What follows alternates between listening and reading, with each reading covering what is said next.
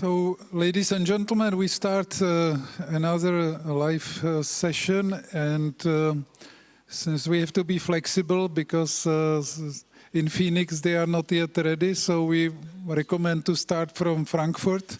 Boris Schmidt, can we connect to Frankfurt? Nice, you can see us, perfect. So, hello from Frankfurt. My name is Boris Schmidt. Together with me, we have Professor Julian Chun and Fabian Coy and Eric Moorman, who are both members of Bioscience Webster and are going through this with us for a very long time and supporting us as both the project leaders for the Heliostar project in Germany. So we are very happy to welcome you here in Frankfurt, and we thank Joseph and Peter for the invitation to present a live case on the Heliostar irrigated radiofrequency balloon today. And Julian promised to introduce the patient to you. Yeah, it's my greatest pleasure. Also, welcome from my side. And this is actually, I think, a 67-year-old professor, and he is technically very interested. And this is why we discuss different technologies. And he was keen to undergo this RF balloon procedure. And he is 67, as I said, no additional, let's say, substantial concomitant disease comorbidities. So CHA2DS score, it is 1. And we actually started in sinus rhythm. The patient just restarted atrial fibrillation, proving its paroxysmal AFib nature, I think like 45 seconds ago. Yeah. So yeah, maybe we can just explain to you how we are working. The patient is now sedated with propofol. Our nurse, Sylvia Haggett, is taking care of this. She didn't want to be in the camera, so she's working in the background.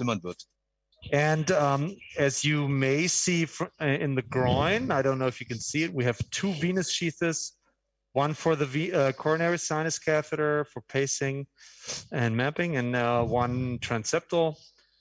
This is originally there was a traditional transeptal sheath, 8 French for transeptal puncture. We always do imaging with selective PV angiograms in our lab. We will display that to you during the case. And then we exchange the regular transeptal sheath for a 13.5 French steerable sheath, the so-called guide star, which enables us to deliver the balloon.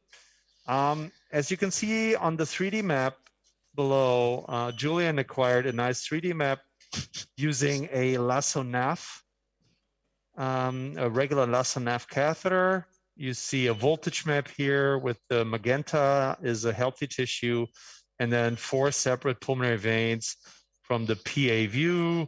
Even if we turn to the anterior part, maybe you show AP, there is also no substrate, no low voltage areas. Then you may see the electrograms.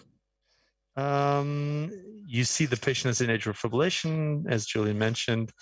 I don't know if you also see you see the review screen. So it just started.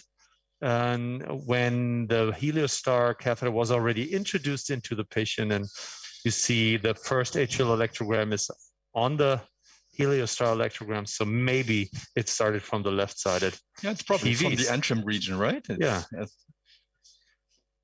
So, you have already seen the Heliostar balloon itself during the presentation, so we would go ahead and isolate the left superior vein for you if you don't have any questions for now.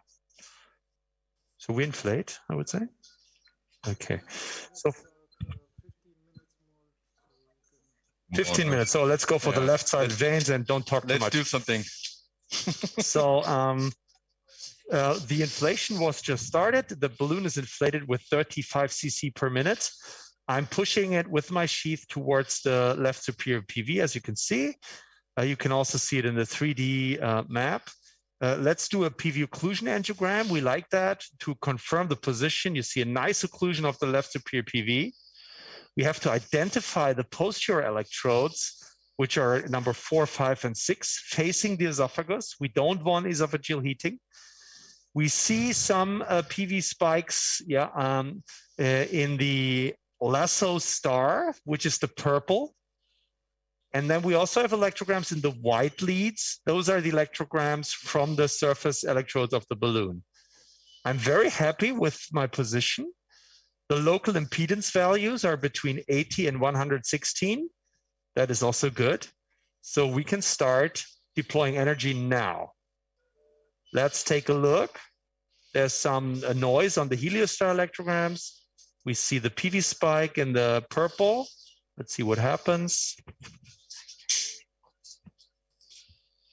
So now it's getting longer, delay. Okay, and gone. Still some activity. Gone. Very slow activity. We shut off the posterior electrodes after 20 seconds. As you can see in the Carter screen, the gray color indicates shutting off. Okay. So maybe it's isolated. I'm not sure. Maybe we shock after the application. I think still a spike. Still spike, yeah. But we saw a clear change in the PV potential. So from very fast to slow passive activation. 59 seconds, 1 minute on dawn. Okay, now the application that lasts 60 seconds. We still have the PV spike. I think now it's clear in the purple tracings. Shall we go for another cardioversion to analyze the gap? Shall we go for crosstalk? What do you think? Or shall we just go for one more application? Let's have a look to the let's do an electrical cardioversion. And can we see the tabulation of the application? So each individual application, you can assess the quality by looking at the impedance changes for each individual ablation electrode. And we are aiming for an impedance drop of 12 ohms or more.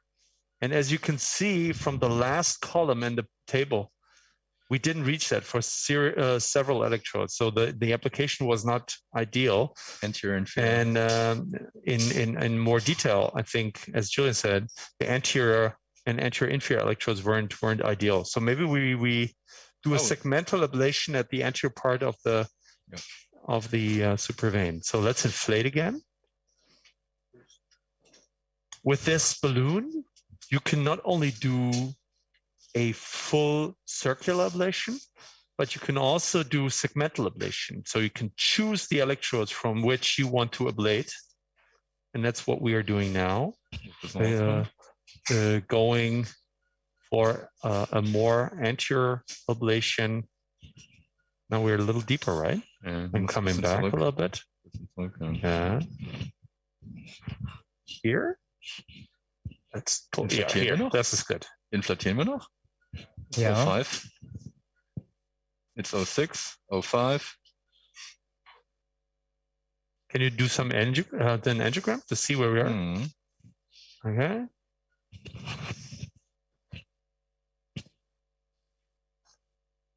Okay, I'm coming back further. Mechanical. Yeah. Vorsicht. I keep the wire inside. Perfect.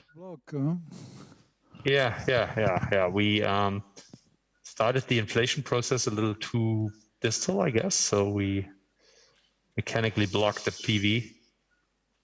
Anyways, we can do the ablation here, right? Don't you think? You want to do one? Yeah. Yeah. Still nicely occluded. So let's ablate from 8, 9, 10, 1, 2.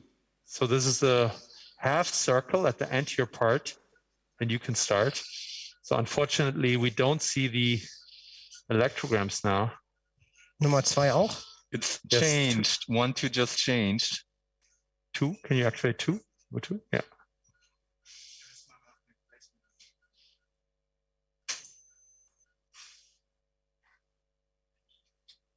I think we changed something in PV1 too after the first couple of seconds.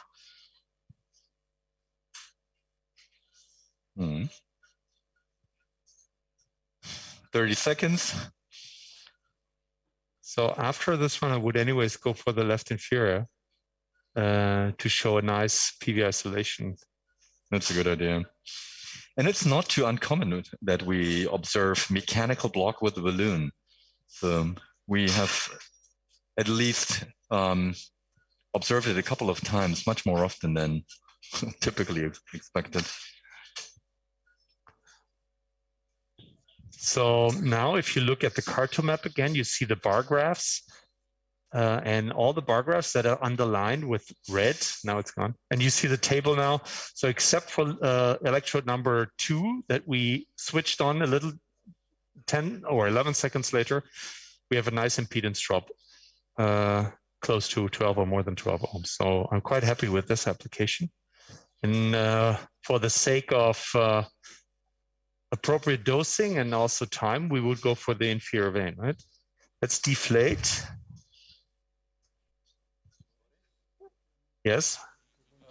What's the difference to manipulation, for instance, with another balloon, for instance, with cryo balloon? Yeah, that's a good question. So, I think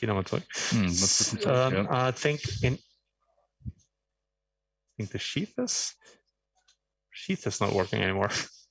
Can't come down. So, no, I can't bend the sheath. I think the sheath broke. Okay. I'm sorry. Let me see. No, I can't bend the sheath anymore. Can you go in? We're getting for replacement. It's upper vein. We can go for the right superior to show something. Let's go here. All right. So coming back to your question, I think the manipulation of the balloon is very similar. Inflate. However, there's some kind of maneuvers that we do with the cryo balloon that we don't do with the RF balloon, like pull down, like hockey stick. Yep. We are using a more direct approach with the RF balloon. So now we get a. You want a review? Oh, no. We still have an ECG on the defibrillator. There's a leakage current now detected. I think we might have a problem with the balloon and should disconnect the balloon for a second. We need to, this is just a technical issue. We need to disconnect the balloon. Sorry for that. The signals are coming back. We had constant ECG over the other ECG. So it was a technical issue. Again, same as now. So it's not an asystole. So the balloon apparently is displaying now a technical issue. All right. Warum wollen wir nicht wiederkommen? Aber weißt du, wir reparieren das und gehen mal hin und her. So Joseph, unfortunately, both the sheath and the balloon are broken. We have to exchange both to continue. Do you want us to reconnect later, or I don't know your program? We can do that. We can move to another center and come back later for recap. That would be nice because we can't show much now. So can we go to Homolka? Or are they ready or not? If not, then to IKEM. Do you hear me now? Okay. Okay. So sorry for that. This is another case of atrial fibrillation ablation. It is a reduced catheter ablation using a single-shot pulse field. But the history of this patient is very interesting. You already saw these slides yesterday when we were reviewing the cases, the live cases from last year, the workshop 2021. The patient is a 58 years old male, patient with the history of myocardial infarction, a large infarction anterior. He has a severe systolic dysfunction, and he's post-hybrid ventriculoplasty with bioventrix and SICD implantation in 2015 and 2018. He also has the history of atrial fibrillation, and he had cryo PVI in 2018. We showed you yesterday his slow VT, which was ablated in last year's workshop. We ablated with RF, but also with far-wave pulse field ablation. During the follow-up, There are no VTs, but we already mentioned yesterday, but we did not stress much that he recurred with paroxysms of atrial fibrillation. He had inadequate shock therapy due to Afib paroxysm in October last year, and his total AF burden read from the SICD was 7%. He suffers of symptomatic palpitations and fatigue during the arrhythmia. This is the interrogation of his SICD with one of those episodes from December. And this is the admission EKG from yesterday, where is AV block, first degree, and anterior infarction, anterior scar.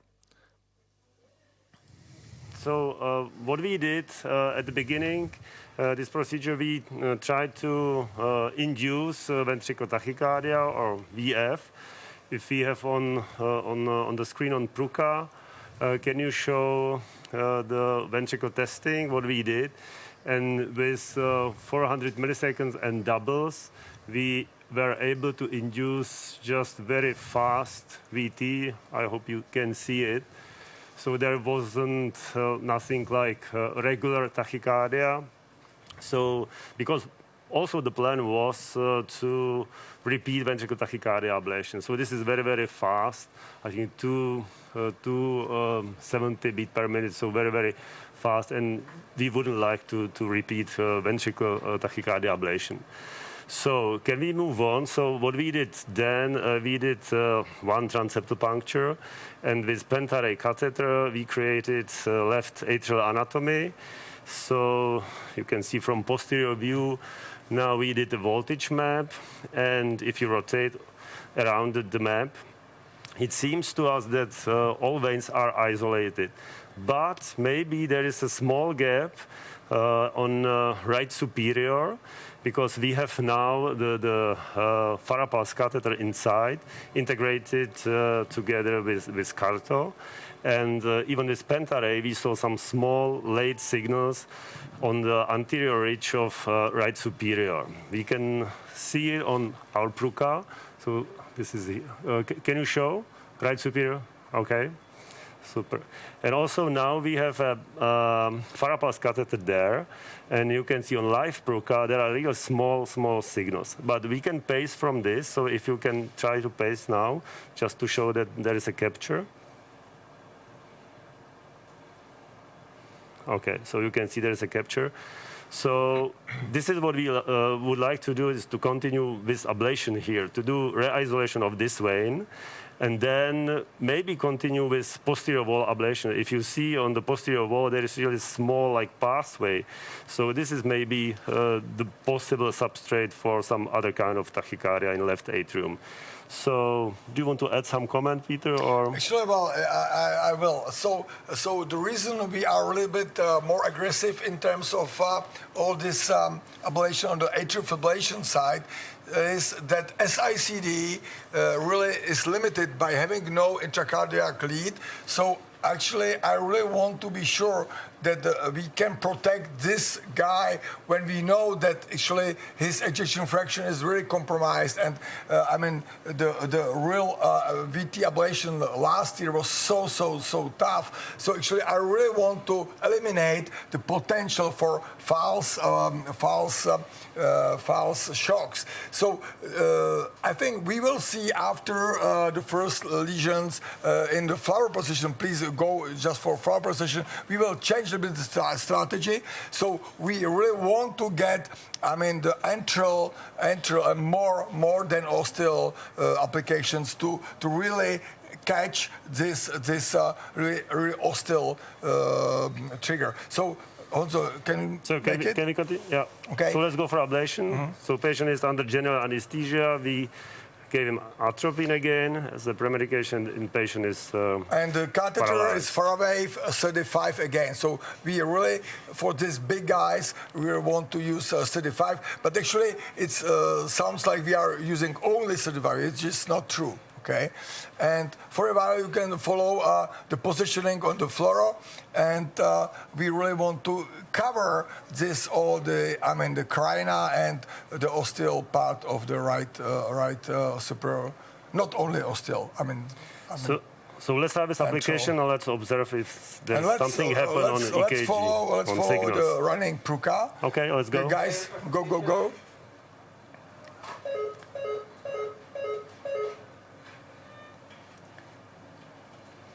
Okay, so we have clear effect on that. Can you see the potentials better, or should we move the Pruka to the other screen? Because I think that you have a hard time to follow the Pruka, because I heard from somebody from the auditorium that you cannot see properly. Okay, is it okay, Pepo? Další. Is it visible? Ve Frankfurtu mají problém.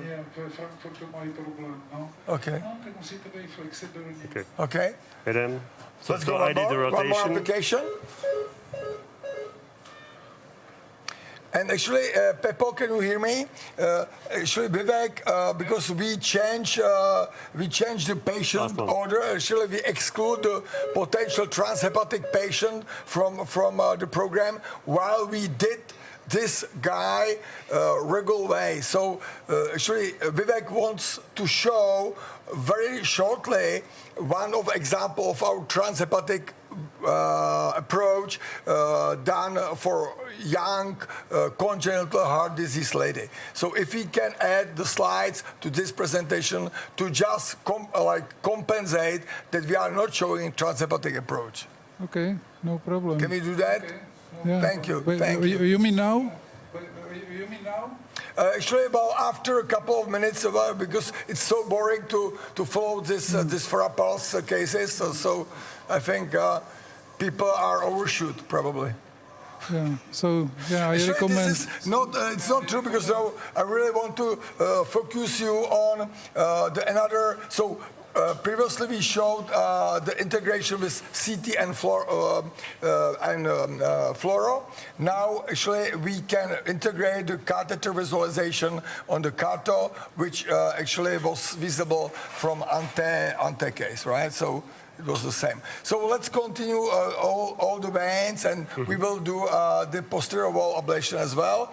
And maybe, how about to move to Vivek's presentation, guys? Okay? And meantime, we will be ready with all the stuff here. So, Stepane, can you organize the Vivek presentation? Okay, great. So, you probably heard from Peter, we had initially planned to show a case of transhepatic access. As it turned out, we got access the standard way. The patient had previously, we couldn't get access, but well, anyway, the long and short of it was that we don't have a transhepatic patient. So what I thought we would do is just show at least the process of how we do this. This would be a very quick presentation.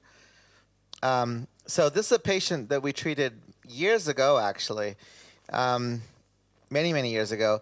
So she had, this is actually our first transhepatic case. This is a patient who had univentricular physiology and a Fontan, and she came to us in an atypical flutter. As you know, in these patients who have congenital heart disease, and particularly patients with previous Fontan, I mean, having an atrial flutter is like having a ventricular tachycardia. They do extremely poorly. So we really needed to treat her.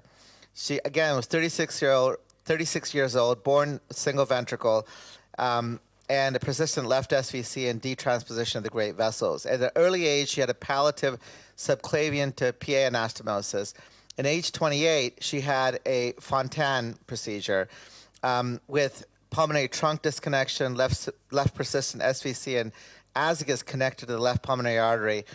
And subsequently, a subclavian pulmonary anastomosis was disconnected, the Carpentier AV ring, and an epicardial DDD pacemaker. That's at age 28. And she presented to us a few years later. So let's just go through her anatomy. It's obviously complex, but if we look at the CT imaging, what you see here, this is a very large atrium. It looks like a ventricle, but it's actually the atrium right here. You can see the pulmonary veins right here. This is the ventricle itself. That's the AV ring. This is just another view. This is looking more inferiorly. The bottom part of this atrium, you can see actually a hepatic vein. So the hepatic veins clearly drain into the bottom of the right atrium. Then if you look at this view, what you see, again, you see the a hepatic vein draining here, but there is actually no IVC. I'm sorry it gets cut off here, but there's not an inferior vena cava. There we're going to see a 3D reconstruction. So that's obviously the aorta. This is the pulmonary artery. I'm going to let it jump forward here a little bit. And we'll see in just a second the atria and the ventricle. So this is the atrium. And what you notice here, very large atrium with pulmonary veins that are now pink or purple. And those are the hepatic veins on the bottom. Again, no inferior vena cava. This is sort of more anteriorly, and the left ventricle will be over here. So that's the left ventricle is right over here. So in terms of access, in order to get to this patient's atrium, we had really two options, I suppose, three options. One option is to try to do it from above, which is very complicated. Actually, no, we couldn't go from above. This is a fontan. Really, it's two options. We could try to go retrograde. So we'd have to go retrograde aortic, go across that valve, which by itself would be complicated, and the manipulation of the atrium would be very complicated. With stereotaxis, maybe, but it's still difficult. The other option, of course, is transhepatic. And the way we did this is we use ultrasound guidance. So this is the abdomen. This is just a regular probe. And then we use a spinal needle. Here, just with the ultrasound, we identified this is obviously the atrium, and you can see part of the hepatic veins as we follow these back. And what we do is we puncture with the needle so that when we enter, you can give a small amount of contrast. I don't have the fluoro image here, but we give a small amount of contrast, and you can see it going into the actual right atrium. But it's even easier to see it on ultrasound because even a very small amount of contrast is very easily discernible. And so once we identify this, then when I run this, what you're going to see is the needle is actually down here. It's a little difficult to see. When I play this, it'll become more obvious. So there's the needle. There's some contrast, and then there we advance the guide wire, and now we're in the atrium. I'll let it run one more time. Once we're in the atrium, then it's pretty straightforward. We just put in this case, we used a deflectable sheath, I believe, and then we go in with an ablation catheter.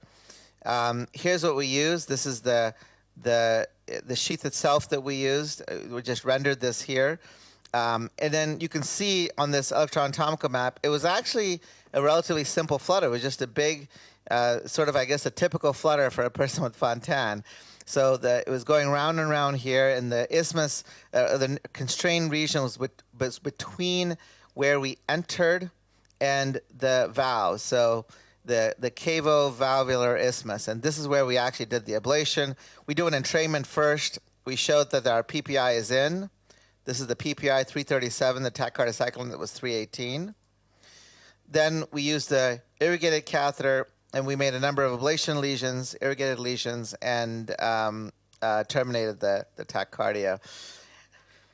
Proving block was a little bit tricky, but eventually we got this big duodecapolar catheter, and we could pace on one side here, for example.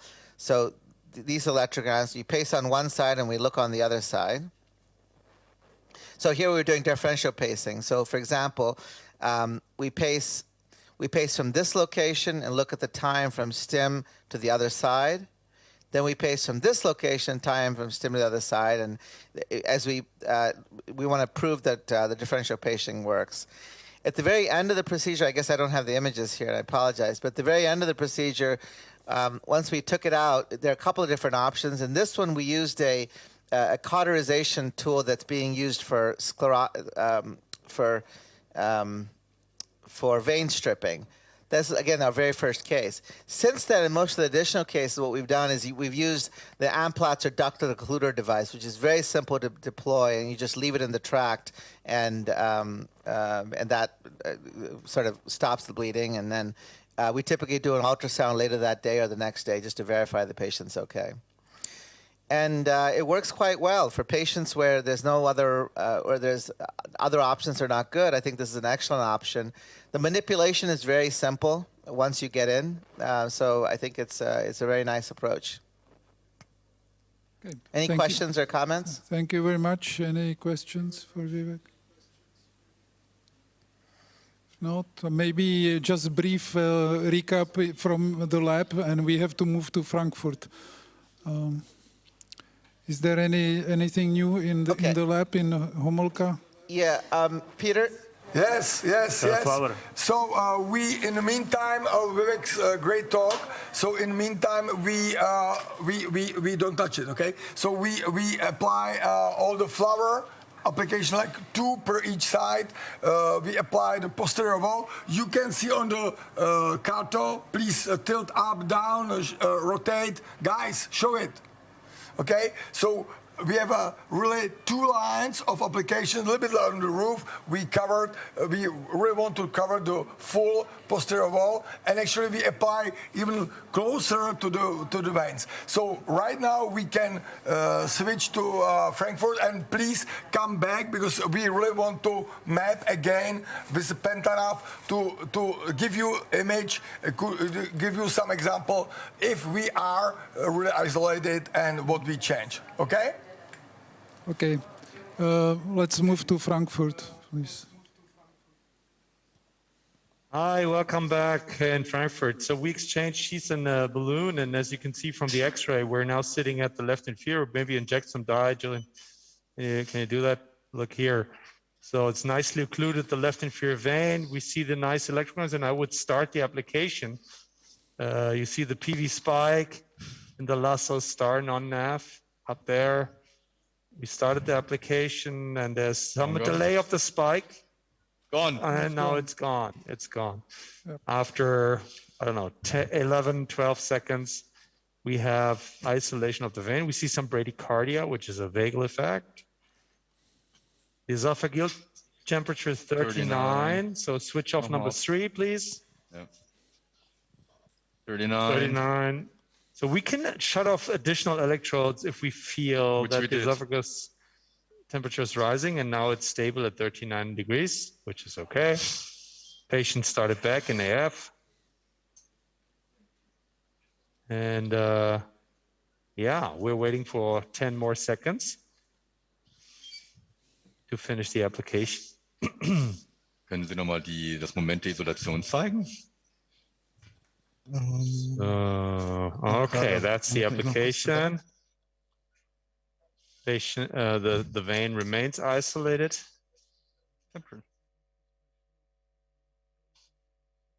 We have nice impedance drops for all electrodes except number 9. So I would be happy with this application. We move on to the right inferior part. Huh? Can we go to RAO 30? Sure. And can you replay the angiogram just to show us where we are? You want to go to the right inferior vein? Right inferior vein. Here, it's like a double shot. Oh yeah, okay. Very close to each other. That's fine. I saw it. Sorry, I saw it. So we also have the 3D map to navigate to the right inferior vein. I do it again. No. All right. Okay. So we move on. Bring the sheaths in a clockwise fashion. Here is the right inferior vein. Perfect. We entered it with the helio star, with the lasso star. Now I'm following. All right. So I'm in, and let's inflate. We inflate at 25 cc, a little, let's say, slow inflation mode. We see a nice spike now.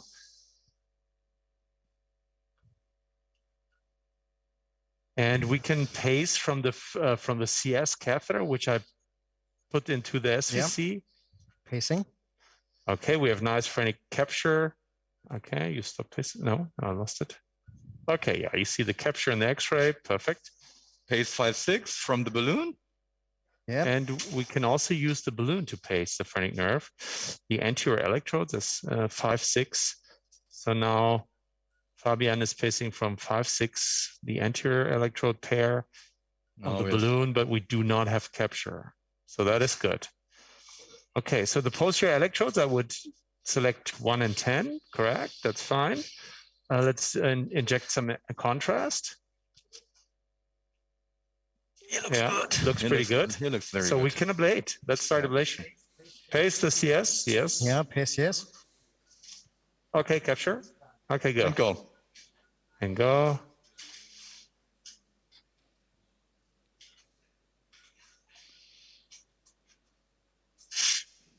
some slowing.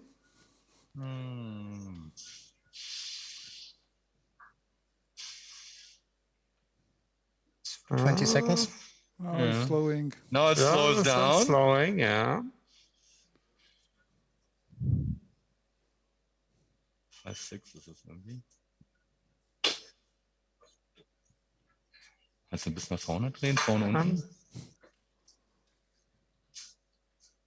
But no isolation, right? Okay.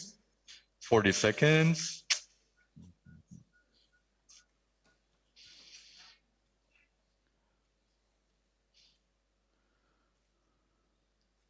Phrenic nerve is doing fine. Esophagus is 36 degrees, so that is not an issue.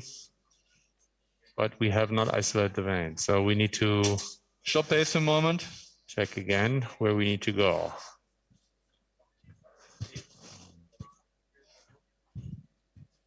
Nein ist oben.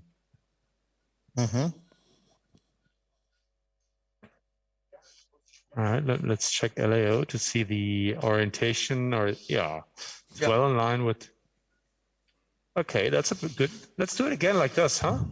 10 und 1. 10 und 1. Okay, paste the CS again. We do one more application. Burn. And go ahead. We do a full circumferential burn again. Now it's getting slower, slower. Gone. 9 Sekunden. After 9 seconds. Did you see the isolation? Can you go back? There is a dissociated potential, probably. There was one. Yeah, we have the spike, of course, of the pacing artifact.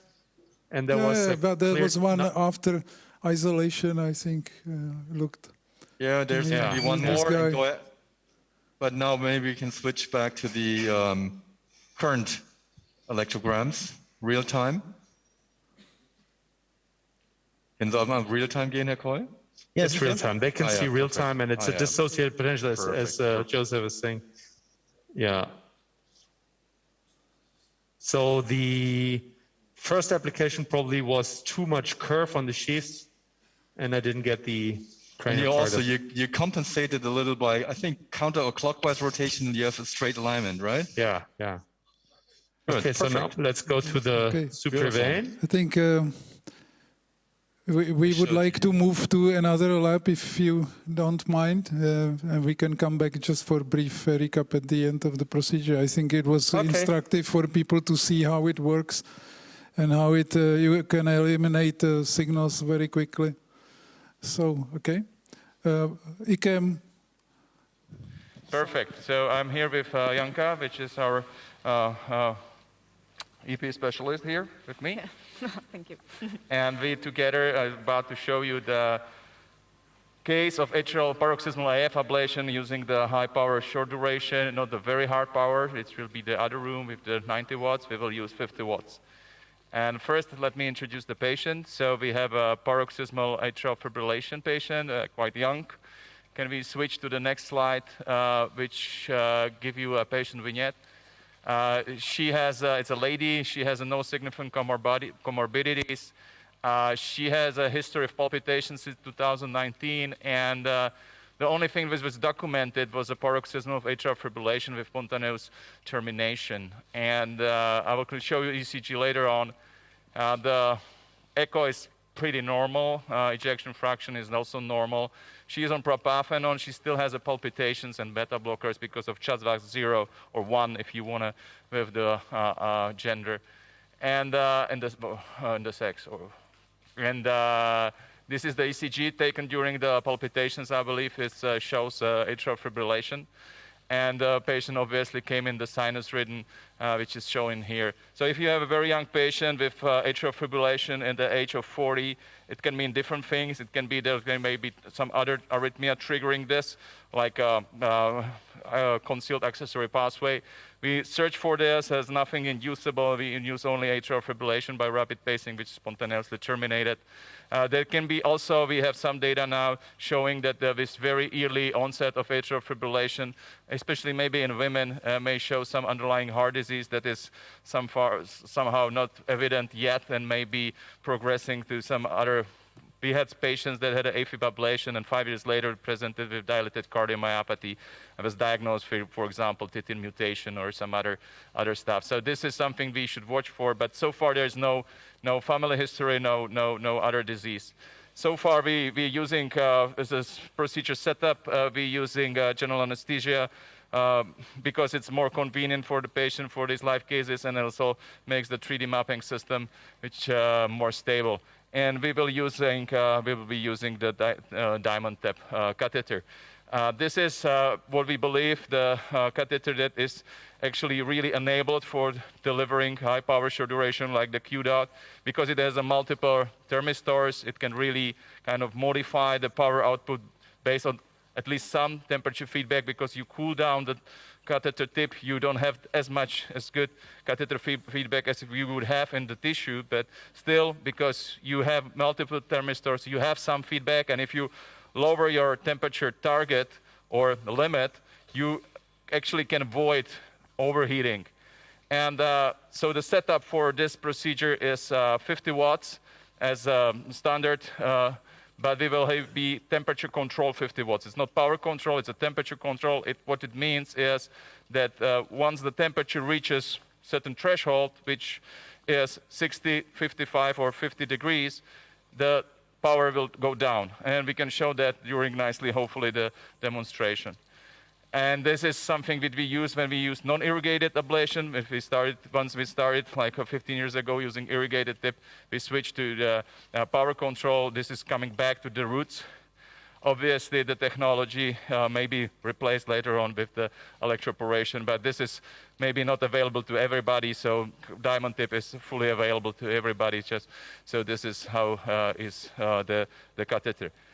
When we started to work with the catheter, we shortly realized it's better, or at least in our hands, to lower the temperature kind of limit to 50 degrees of Celsius, because when we use 60 degrees, we haven't had any real tamponade or complication, but what we saw was a lot of whitening in the tissue. So we overheated the tissue, so it just, for us, it meant that we should decrease the power or the temperature kind of threshold to 50 degrees, and that's our standard.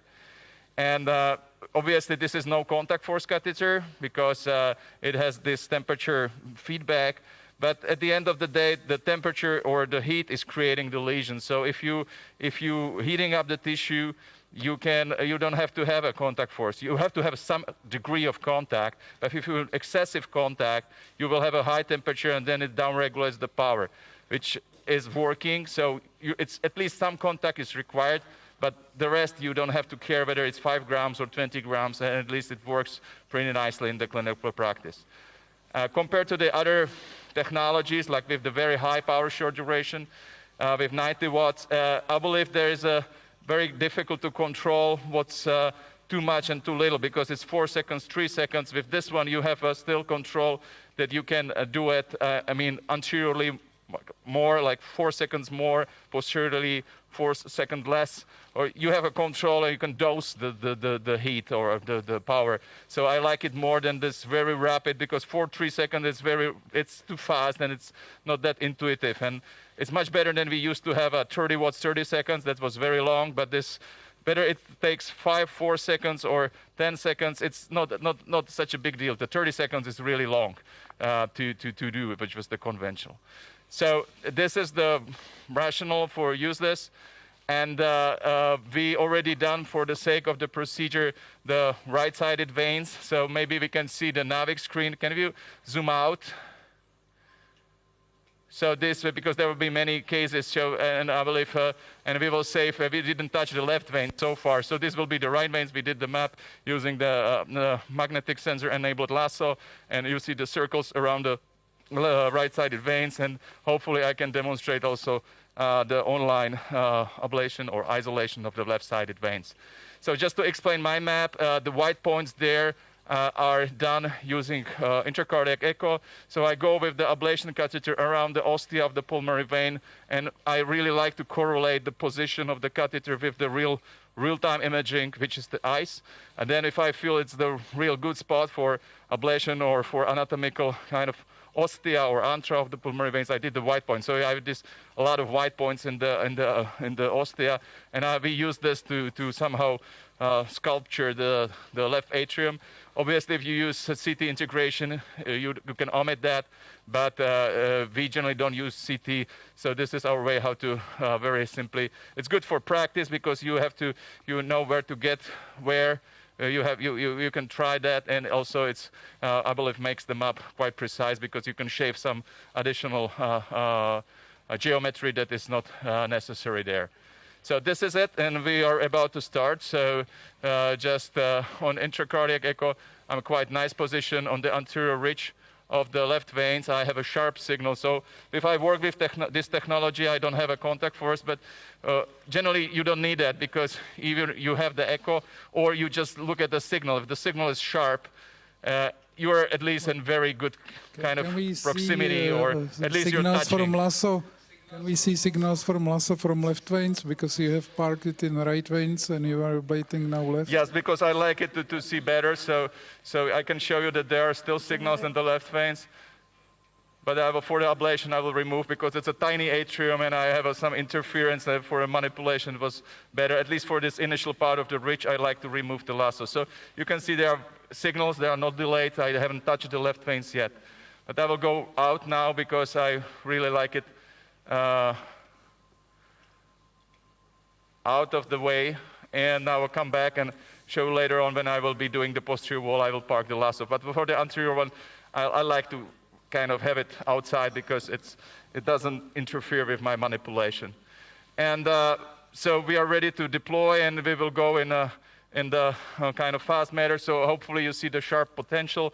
And if I start to ablate, which is happening right now, so it's 8 mils and it's rapidly kind of diminishing the potential. We will aim for like 12 seconds for the anterior part and 8 seconds for the posterior part of the pulmonary vein. So this was the first application, and I move a little bit and I do second one in a rapid progression. And generally, sometimes, so far on the anterior ridge, I usually deliver maximum power because it's a flexible tissue, so you don't really there's not much to heat. But there was some initial showing that power was kind of down-regulated, showing that there would be reached some preset threshold. We have a sharp potential. Let's ablate here. See how it decreases very quickly and gets blunted. You have 10 so far seconds. We have still delivering the maximum power. So it's like power control because we are delivering the maximum power.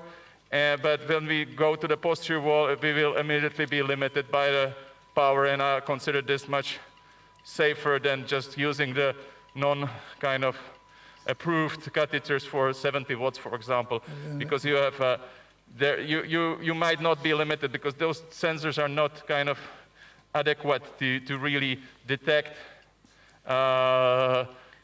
tissue overheating, the excessive tissue overheating. Here you see the ridge of between appendage and left veins. This is superior vein, and this is the ridge. If you rotate counterclockwise, you see the appendage. So he's hooked exactly how you can see here on this map.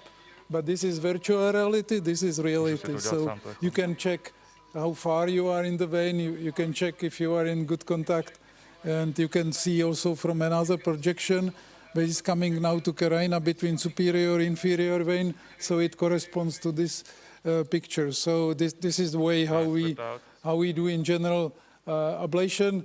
We don't use any CT scan or MRI scan we used to do it maybe 10, 15 years ago. But now with the online imaging, it's quite simple. And you basically, these white points show the area of boundary of ostia of pulmonary veins. Stop. So maybe we can switch to the okay, it was disappeared. Why did it disappear? Can we review okay. So maybe in the Pruka, you can see that the power, which is the yellow line, was somehow at one point limited. what did you do? Okay, so can we, okay, no.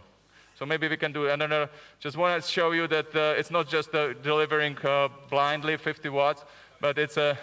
You can show it. Okay, so maybe if you can go for switch to the kind of picture from the live camera, which is showing, okay, so the yellow line on the screen shows you the power, and it's not 50 watts all the time, it's actually, it's just reached 50 watts for a very brief period of time, but otherwise because we reached the temperature.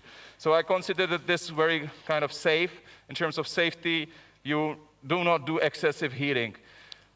And it's more empirical that we use this 8 seconds, 12 seconds, or 14 seconds for anterior port, but it works pretty nicely. So some people use 70 watts, 7 seconds, but that's really kind of, for some parts, it may be too much, I believe. But with this one, if you are in good contact, you are limited in power delivery. And that's, I believe, it's a very nice feature. So I continue to ablate. Review. Bonano.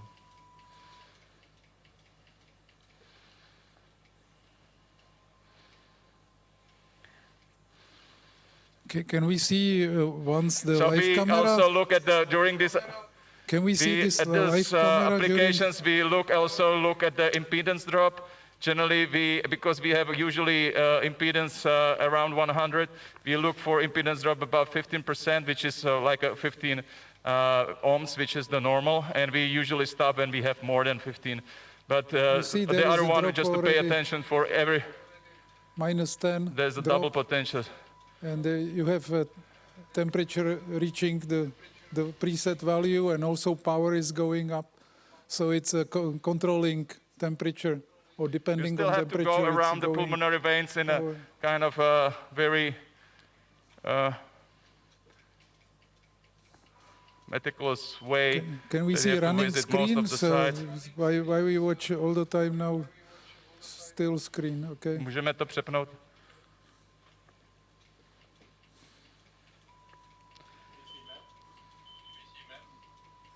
You see double here?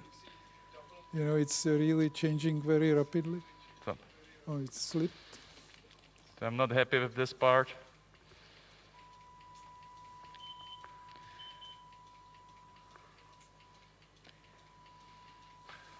So we will just finish with this one, because if there is a common trunk, it's usually easy. When we have separate veins, I pay special attention to this carina in between, especially anteriorly, because that's usually the side that is difficult to kind of ablate. Any questions? You see so differences between different technologies?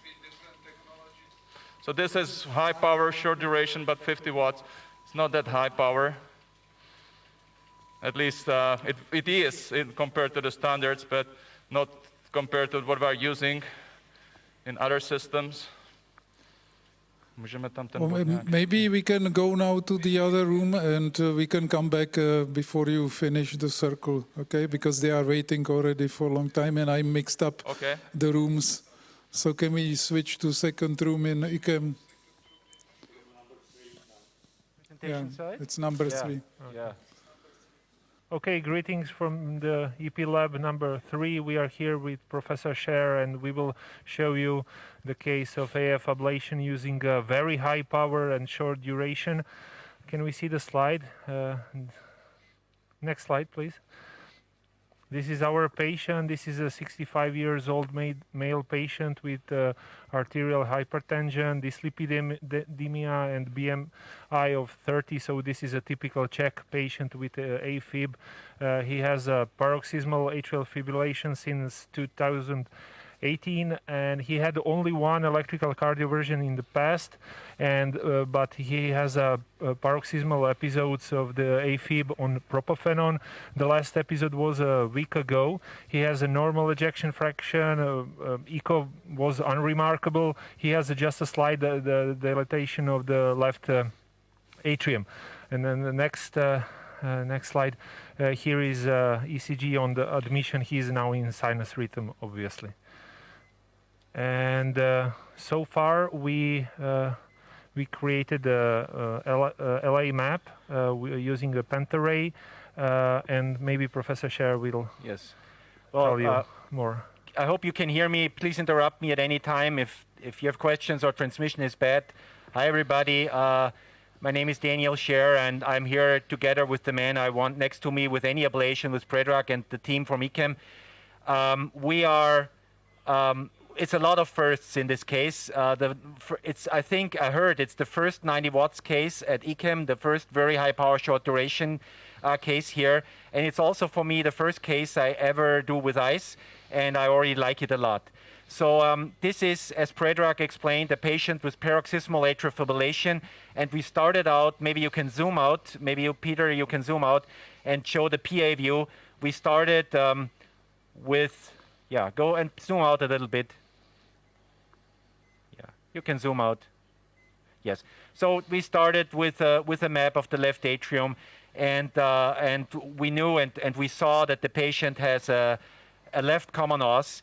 We marked the veins, and Prerecorded put the dots on the venous intra-ostia as you do here in Prague, and then we of course we look at the voltage. Voltage is normal. We're going to limit ablation in this patient to pulmonary vein ablation unless some other arrhythmia, of course, comes up.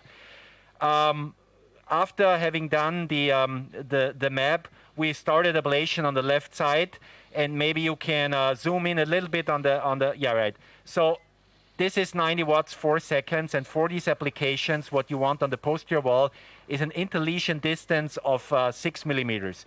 So the lesion tags have now. You can hear me?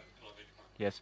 So the lesion tags have a radius of 3 millimeters. So if they are touching each other now, then you're exactly at the interlesion distance of 6 millimeters, and we tried our best to do, and I think we did pretty good or satisfying.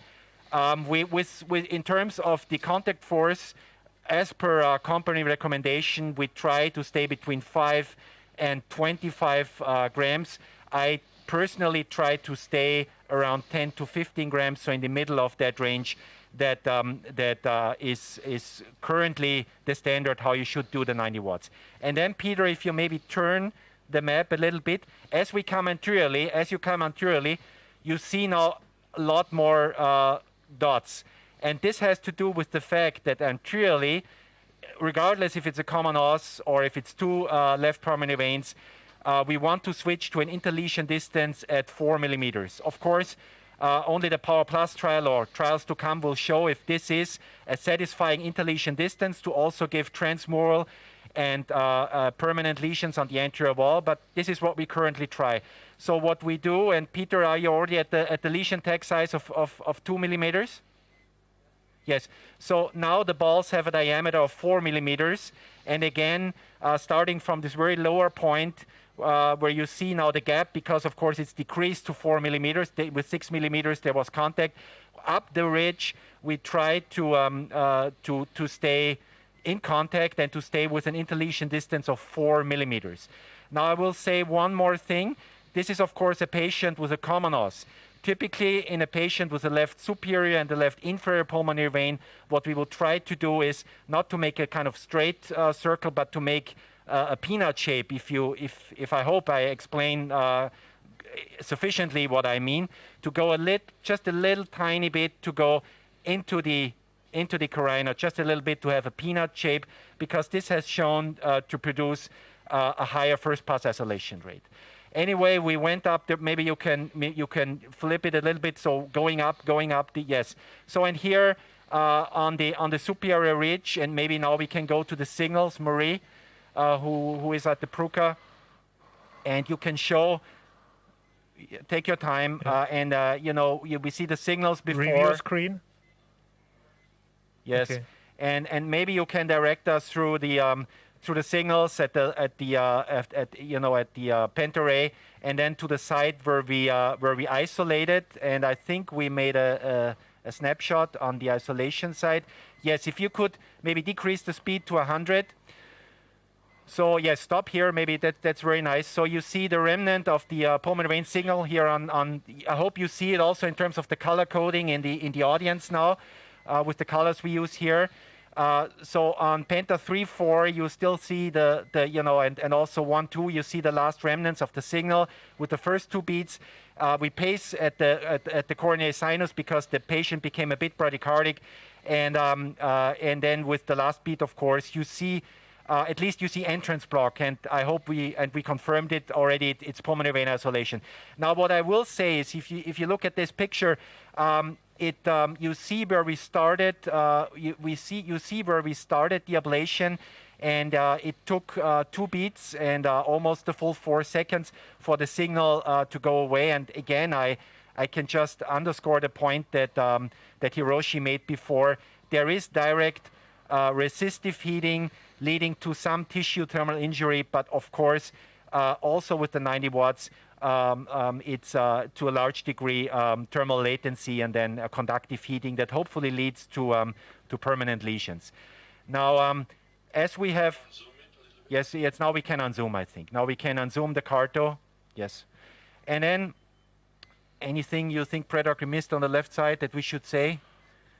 I don't know. Maybe Yeah, I think this was a normal first pass so then isolation. it was first pass isolation. We then confirmed with entrance and exit block pacing, and then we're waiting for you and just made a few points on the where we will continue now with you with the ablation on the right side. And maybe you can zoom out a little bit so the audience, yes. And now you turn it to the anterior side of the right pulmonary veins. Yeah, you see the posterior side now, and maybe I'm sorry, I'm confused now. So you see the right veins, of course. You see now an AP view, and you see the first few dots we started superiorly. And again here we went for an interlesion distance of 4 millimeters. So the radius of the tags, of the lesion tags, is 2 millimeters, the diameter is 4 millimeters, and we go for touching lesions. Of course, that I should say, we also go for nice signals, and I hope we can show you some nice signals on the ablation catheter. Having said that, 2 more things before we continue with ablation. Number 1, with this catheter, the Q-dot catheter. Yes, the Pruka, thank you very much. Yes, so 2 things I like is with this system or this setup we are now using is, number 1, I like the bipolar ablation signals, but I also like this microcatheter signals, the signals between the 3 microelectrodes on the very tip of the catheter. Now you may argue that maybe in pulmonary vein isolation it is not necessary to display them, and for your first circle around the veins, the bipolar signal is sufficient. But I have had cases where, in terms of gaps, looking for gaps, or with other ablations, extrasystole, outflow tract, or something, these microelectrodes OVT have been helpful in terms of their resolution. And the second thing, we use here a Visigo sheet by Biosense Webster that is also displayed in the 3D map, and which helps with orientation. So I've talked a long time now, before we go to ablation, maybe back to you. Any questions at this point? Yeah, there is one question. Hello. I have a question and one comment, or maybe partly a question. We know from the biophysics of RF application that the high power short duration produces lesions which are not deep compared to a longer application with lower watts. But the lesions are wider in diameter, endocardially wider in diameter. So I don't really get your concept of interlesion distance being shorter on the anterior ridge compared to the posterior, because you don't change the biophysics of RF application in this in this just by changing the region. So this is my first question. Maybe second question, can you comment on creating lines, linear lesions in the left atrium? Because, for example, at the roof area, the myocardial tissue thickness tends to be significantly higher or thicker compared to, for example, posterior left atrial wall. Yeah, thank you very much. Two excellent questions. So to the first question, look, the jury is still out there if the 90 watts 4 seconds, which obviously produce shallower lesions, will achieve transmurality on the anterior side of the veins, that is the ridge.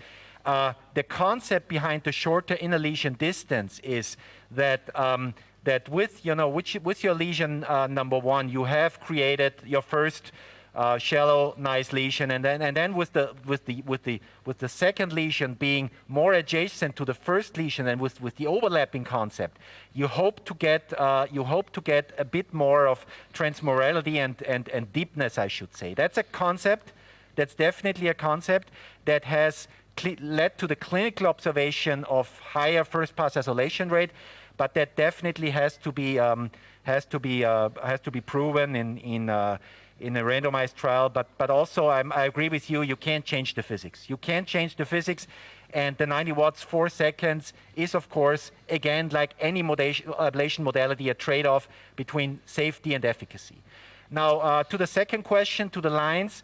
I'm not aware of any data, and Joseph, Vivek, or anybody in the audience, please jump in if you're aware. I can just tell you anecdotally that I have done roof lines with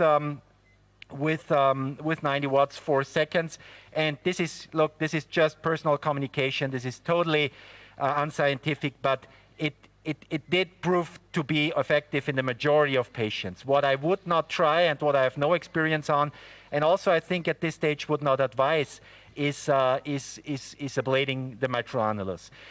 One other thing, of course, per company, and I should say that we are talking about a catheter that should be used for PVI only, just to mention the regulatory aspect. And the company advises, I think it's a very smart advice. They say 6 millimeter interlesion distance on the posterior wall, and then you may turn to 3 to 4 millimeters at thicker tissue. They are not specifying this in terms of where on the veins. And the other thing, of course, that it's the second concept that's out there and that we are currently testing is not to go 90 watts all around, but to go 90 watts on the posterior wall and then 45 to 50 watts on the anterior wall. So to say, to have the best of both worlds, to have the speed of the 90 watts application on the posterior wall, hopefully also the safety, and then to do the classic close protocol on the anterior wall. Now, talking about speed, we did the first circle on the left side. We took it easy. Because, obviously this is the first time for me in the lab and the first time for the lab to do the 90 watts. But the circle around the left common os did take us 11 minutes. And I think this is, you can argue that maybe with PFA and single shot device, maybe you're a little bit faster. But believe me, on any given day, I would take that time for my PV isolation. And now we are trying to you see the interlesion distance, you see the signal. Hopefully you can show us a little bit of the... Hello, Joseph? Yes. Regarding his question. So his question is the, approach anterior superiorly, making a shorter interlesion distance. And the posteriorly, because we're expecting a thin wall, then wider interlesion distance. Which doesn't make sense because we're talking about the same power, same application time, 90 watts per second, and then same contact force. So therefore, expecting the same lesion depth. If you're talking about the targeting a deeper tissue, so then you have to do something deeper penetration rather than the shorter interlesion distance. That's your question, right? Exactly. Yes. So I forgot to mention, which a point I also agree with you. Look, this is very early stage for this technology. But I do agree with you with your previous comment from the discussion we had in the lecture session, where you say, you know, we need kind of, you know, to really to titrate our delivery accordingly to lesion thickness, to wall thickness, etc. We need to integrate all the factors that we do integrate with normal type conventional ablation, and that is of course not only the interlesion, not only the power, but of course also the contact force. And I couldn't agree more with you that also for this application and for this ablation mode, we need a kind of index. And I'm not aware, maybe Hiroshi, you can comment on that, if this is something that is ongoing in development. Can you deliver a couple of lesions, because we have to move of course. review some other cases, because we can discuss half an hour this issue. Sorry. So you see the interlesion distance of 4 millimeters, 3 to 4. I step on the paddle. You have a latency of about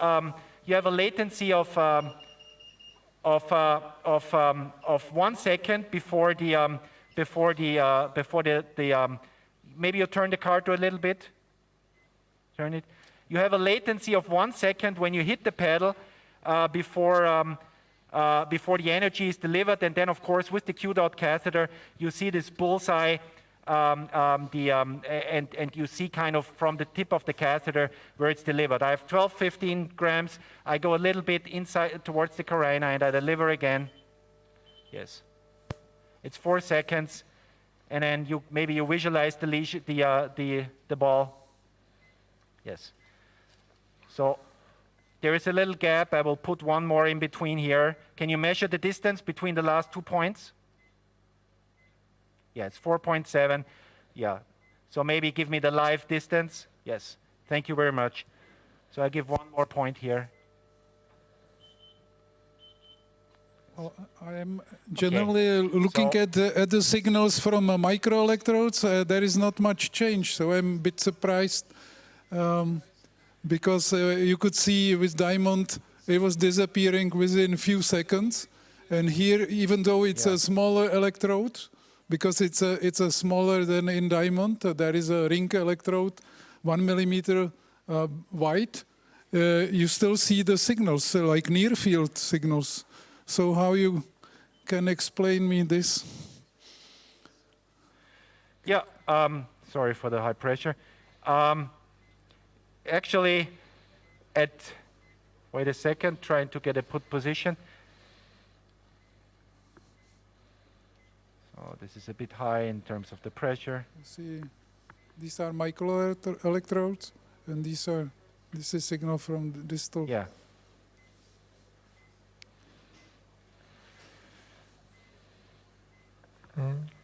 Let's go here.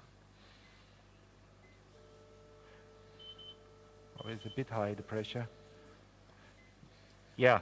So, of course, as I said, transmorality with this is still an open issue, and you know, the question also is it the 4 seconds if the signal is diminished? Is it only the 4 seconds, or is it kind of also then conductive heating over the next 1 to 5 seconds with conductive heating? So I will go on here. And these electrodes are a little bit proximal, right? Yes. It's not on the tip, but it's a little bit proximal. Maybe that's the reason why they are not changing. Yeah, you may make that comment. We just need to finish a case in Frankfurt, like 3 minutes recap, and then we come back to IKEM again. Can we? And to discuss and to ablate. Yes. So as you like, Joseph, you just say how we proceed here. No, because they are waiting there to show us some results. Okay. So I don't want to. So anyway, we will continue to work here, and then we will do a remap and join us at any time. Sure.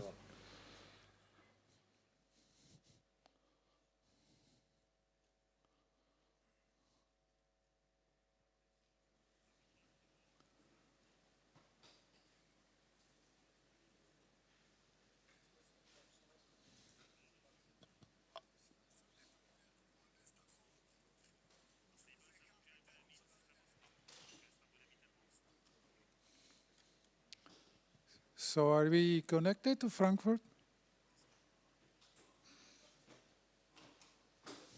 Hello? Yes. Can you- So Oh, yeah, just a very brief summary of the case, please. So here you see the voltage maps in PA view, pre and post. Left is pre, right is post. You see nice antral lesions. We isolated the left superior with 2 applications, left inferior with 1, right inferior with 2, and the right superior with a single shot after 5 seconds. Yeah, despite some technical issues, we are very happy with the case, which lasted about 60 minutes. And yeah, so very typical case for us, except for the technical issues.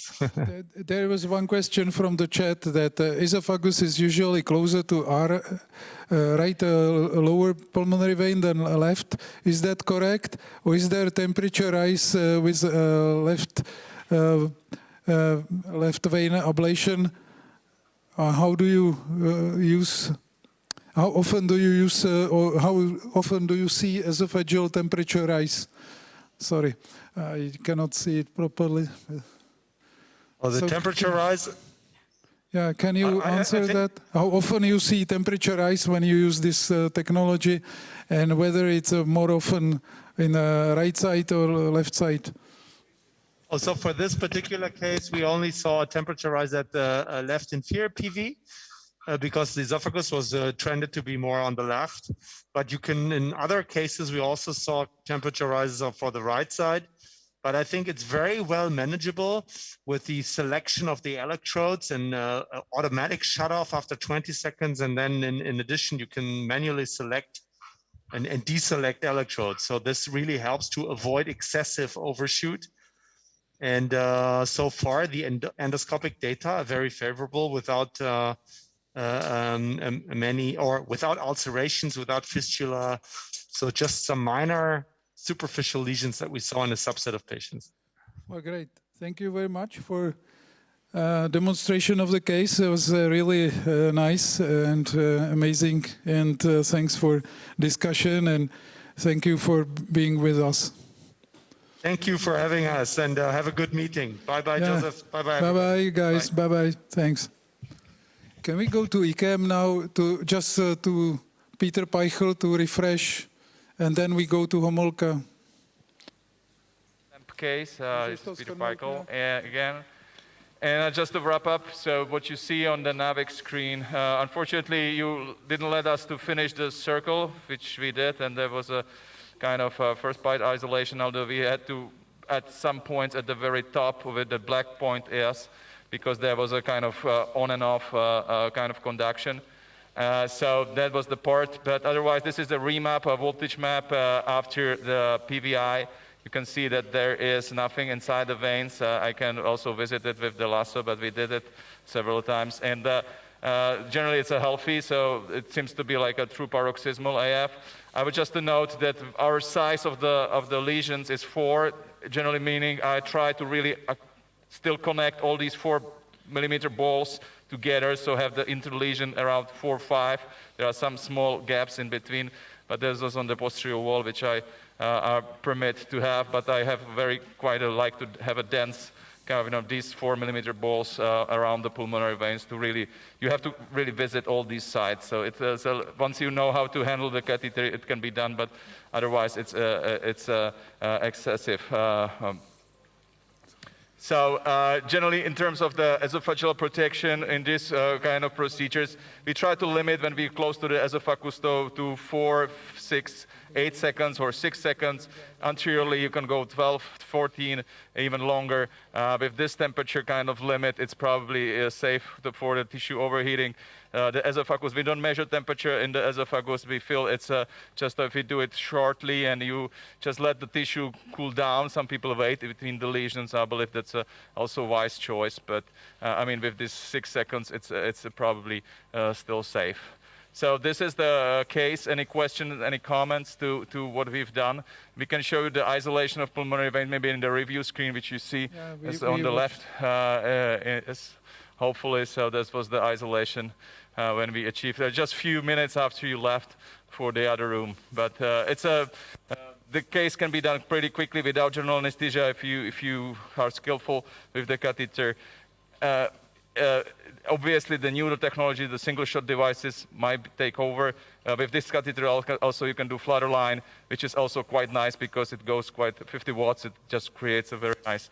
But you have to still visit, and you have to be in contact.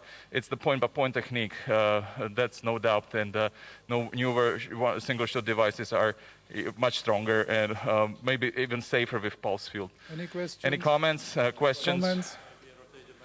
Okay, so maybe just the last thing, we show the case data on the live screen, on the live camera. So I did about 60 applications, and I have an average ablation duration about 10 seconds. I'm it's a young lady. I don't want to be aggressive. So I like it because you can somehow titrate the amount of energy you deliver. It's not just the one formula fits all. And RF is 10 minutes. So how much fluoroscopy you use dose and time? Any comments? How much fluoroscopy did you use fluoro time and dose? Can we know? Can you hear me? If there is, I don't know. I don't hear anybody. Sorry. So I don't know whether you can hear us. Yeah, we can hear you, but you probably don't hear us because I was asking. Can you tell us about sorry, we don't hear anything from the conference hall. Okay. Máme to stlumený? In that case, I think. So we don't hear anything from the conference hall. Sorry. Okay, so I'm happy that you have technical issues with the transmission, and we don't have it here in the lab with all these new technologies, and that would be much more disastrous than to have we cannot hear anybody in the conference hall. Thank you. Very good, very good, very good. Okay, can I summarize the case because it will be very fast? Actually, well, I would like to show, hear anything. First of all, the Pruka tracing.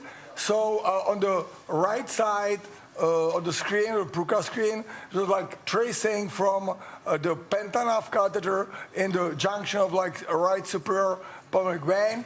Before the application, we showed that we captured clearly from that side, and actually after application, the flower-like Farah wave catheter, so we got clearly no potentials. Actually, we really pulled the catheters out from the patient because we really don't want to prolong the procedure by waiting. So actually, I will be focused now on the Carto screens. So on the right side Carto, you see, the first, electroanalytical mapping prior to the application with kind of shadowing of the application Farah wave. And on the left side, you can appreciate the situation, voltage map just after all applications. We applied nearly 34 applications on the posterior wall and close to and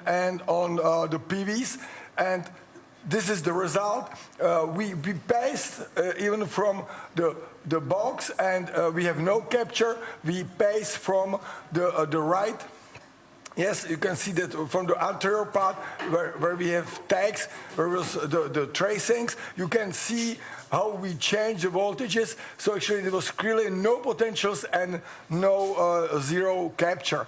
And in the meantime, I'm happy that the patient is really not even inducible for Afib, but actually I don't know how we can interpret this information because I'm not always relating on induction of Afib in the end of procedure. And I remember the discussion from this morning about the PFA. So actually for the acute outcome, we tried in the beginning of our studies apply adenosine to prove the dormant conduction, but actually it's probably not working for this technology, for this energy. So we stopped using the adenosine very early, and now we have just really the information from the REMAPS studies. So I hope this patient would be clearly not inducible and have no any atrial fibrillation or clinical events in the future, and we will see, and probably next year we will review him again. So sorry for not having the transhepatic case. I'm so sorry because we were really anxious to do it just on purpose when we were succeed with regular access. Thank you. Yes. Okay, Pavle, let's start. Hello. I hope you can hear me this time very well. The last case, the last live case we are going to present to you from Homolka tonight is going to be the left atrial appendage closure using a steerable sheath. Here we have a 79-year-old female with Chatzwa score 4, good ejection fraction, mild mitral regurgitation, and a very enlarged left atrium. And there is also a spontaneous echo contrast seen on the echo. The patient has a persistent atrial fibrillation, which reoccurred early after electrical cardioversion last year. And the patient has a history of chronic kidney disease and esophagitis and gastritis. The patient is anticoagulated with apixaban, and we indicated this patient to appendage closure. Here you can see the echo in 2D, and in the 3D, you can see the ostium, which is somewhat oval.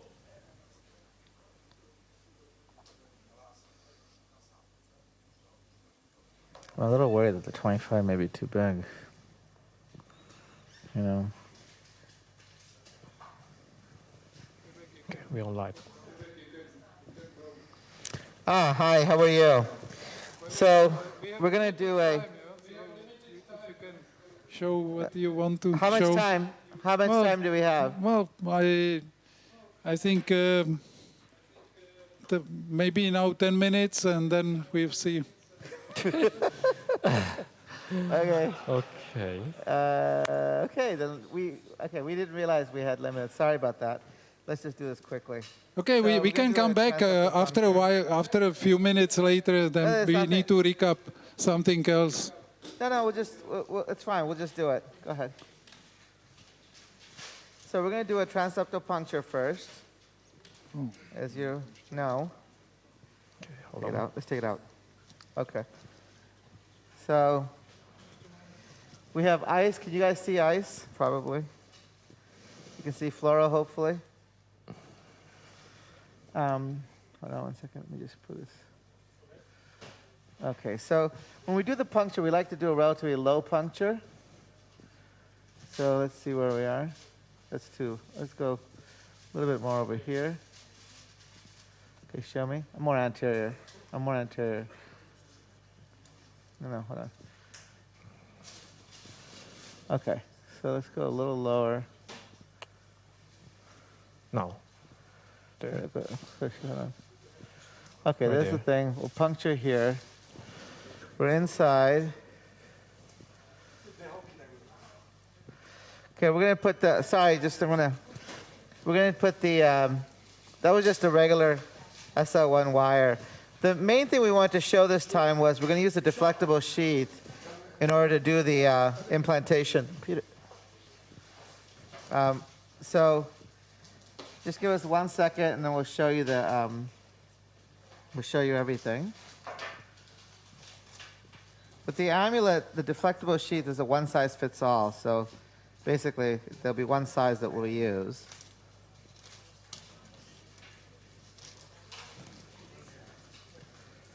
Okay, so put it in the put it in the left superior pulmonary vein. 1 second. Okay, good. Let's take it.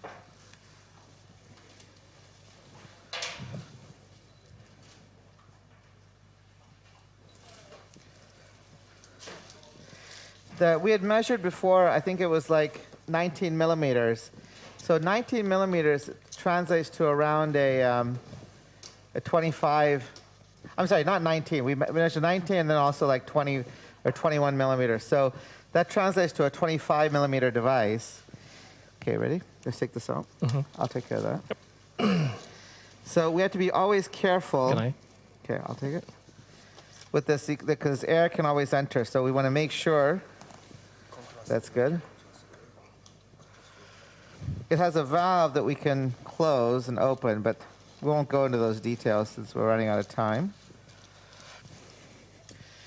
Probably the most important part of this procedure is to make sure that we mate and don't let any air get into this when we connect these two. Okay, ready, Toshi? No, I want you to flush through here. I'll tell you when. Okay, flush. Ready. Wait, hold on, and wait 1 second. Okay, ready? Ready. Flush. Flushing. Okay, good. That's good? Good. Okay, now I'm going to use another one. So what we do is we're very careful about this. So as I advance the device, Toshi's going to give saline. Okay, go. Okay, go. Rushing. Stop. Okay. Let's give a little more. We should have at least 3 more minutes. Okay, go. Okay, go. Rushing. I can allow more, but... No, it's okay. I know there's not much time. So we're going to go RAO here.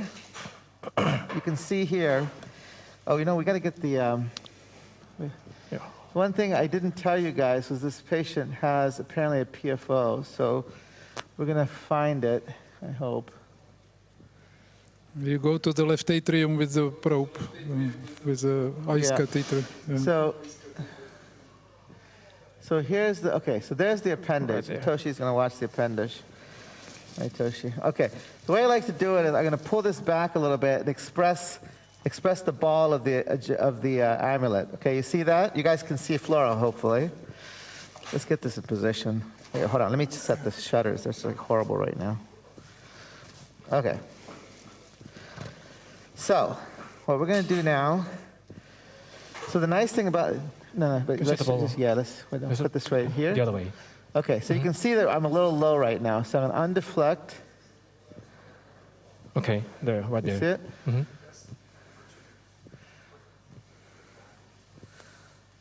Show me the body of it. The nice thing about this, then you can deflect and undeflect. You can see on fluoro I can deflect, undeflect, and get to a location that I like. What do you think? That's actually not bad. And it's flecting only the distal part or proximal band? That's right. That's right. No, it has a single deflection. It's only the distal part. You know what? Let me just show you. I'm going to show this to him. Hold on. Give me a second. I'm going to take it out. So basically, it's deflect, undeflect. You see that? Yeah. The single deflection. The proximal deflection is a fixed deflection. Okay. Oh, it's now in appendage. We're in the appendage, but on the proximal, so we've got to get a little deeper here, I think. There, I'm in the distal part of it. I like that position. You want to give it? No, let's wait. I don't want to do it. I'm going to do this without fluoro. So what we're going to do is I'm going to advance this a little bit. Once it's like triangular, I can push it in a little bit further. I like that position. Now I'm going to undeflect here a little bit. We'll draw the whole device. That doesn't look terrible. Let's see. The top of it, the top of it looks like it's, but that's going to, once we let go of the device, it'll sit nicely. See? Yeah, that actually doesn't look terrible. Let's do this. The first thing I like to do once I deploy is pull this back and then put a tug on it. Just basically let it go several heartbeats and make sure, and that was okay. Then we're going to bring this closer. We're going to do an injection here. Okay.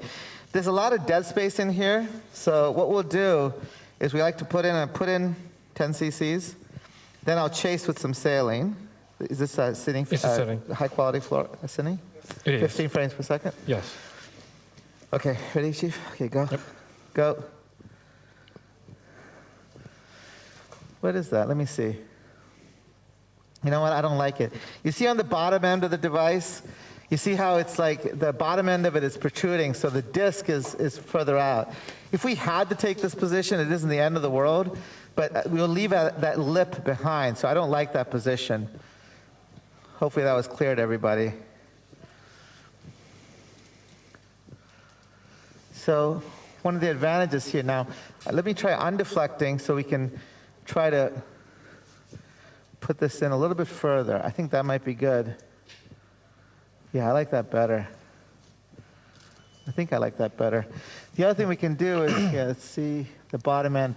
I can point this, let's make sure it's not leaking too much, Chief. I think it's good over here. Let's do another. Wait, let me do a tug first. It's going to be good. Okay. Now let's do it. You got it?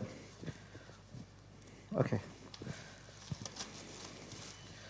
Can I have another one of these? Okay, let's put some, watch the bubbles. Always got to be careful about bubbles. Bubbles are like the biggest problem with these procedures. Okay, got a chaser? I'll tell you one. Okay, ready? Wait, hold on, 1 second, 1 second. Okay, go. That's much nicer.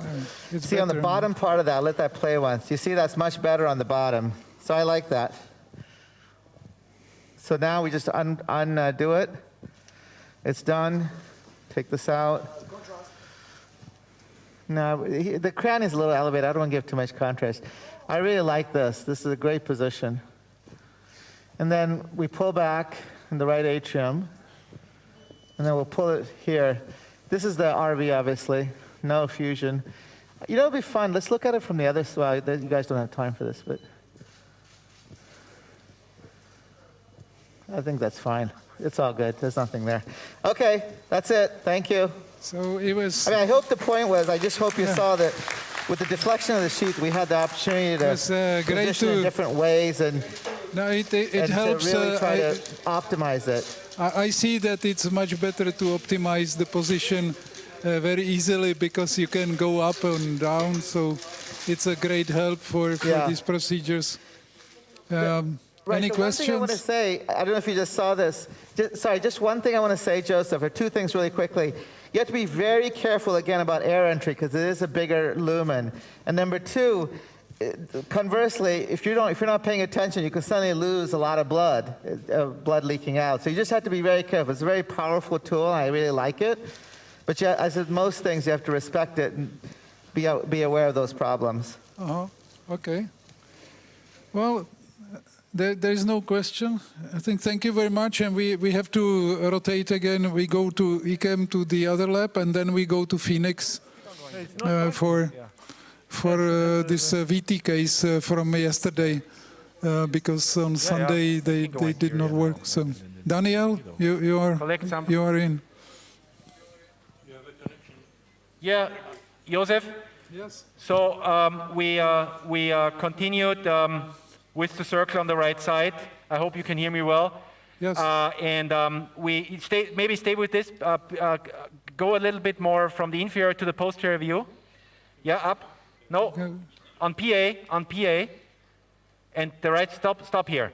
So you see we went not, maybe you can see this, we on the posterior side, on the right side, we did not go straight up, but maybe a little bit more towards the carina. So trying to put a peanut-shaped lesion there with 6 millimeter interlesion distance posterior, 4 millimeters anteriorly. We checked, we had first pass isolation also on the right side. Maybe Marie, you can show the isolation site. It was on the inferior aspect of the right superior pulmonary vein. Maybe you can show this. And so we had first pass isolation on both sides. And what we do is we of course obey here in this patient and with with the fair criticism that is out there for this methodology, we obey the 20-minute waiting period. And meanwhile, Prerecorded is about to do a voltage map of the left atrium. But for kind of what we initially wanted to achieve, we were quite happy because we had first pass isolation rate on the left and right side, and we had continuous lesions as we wanted to deploy them. Can you maybe tell us how long did it take to go for left veins and right veins? How many minutes? So for the left veins, again, this is the first time I do with ice. This is the first time 90 watts in this lab. It took us 11 minutes for the left veins. You can argue if you can speed that up 2 more minutes. For the right side, it's hard to say because of course we had a very interesting discussion with you.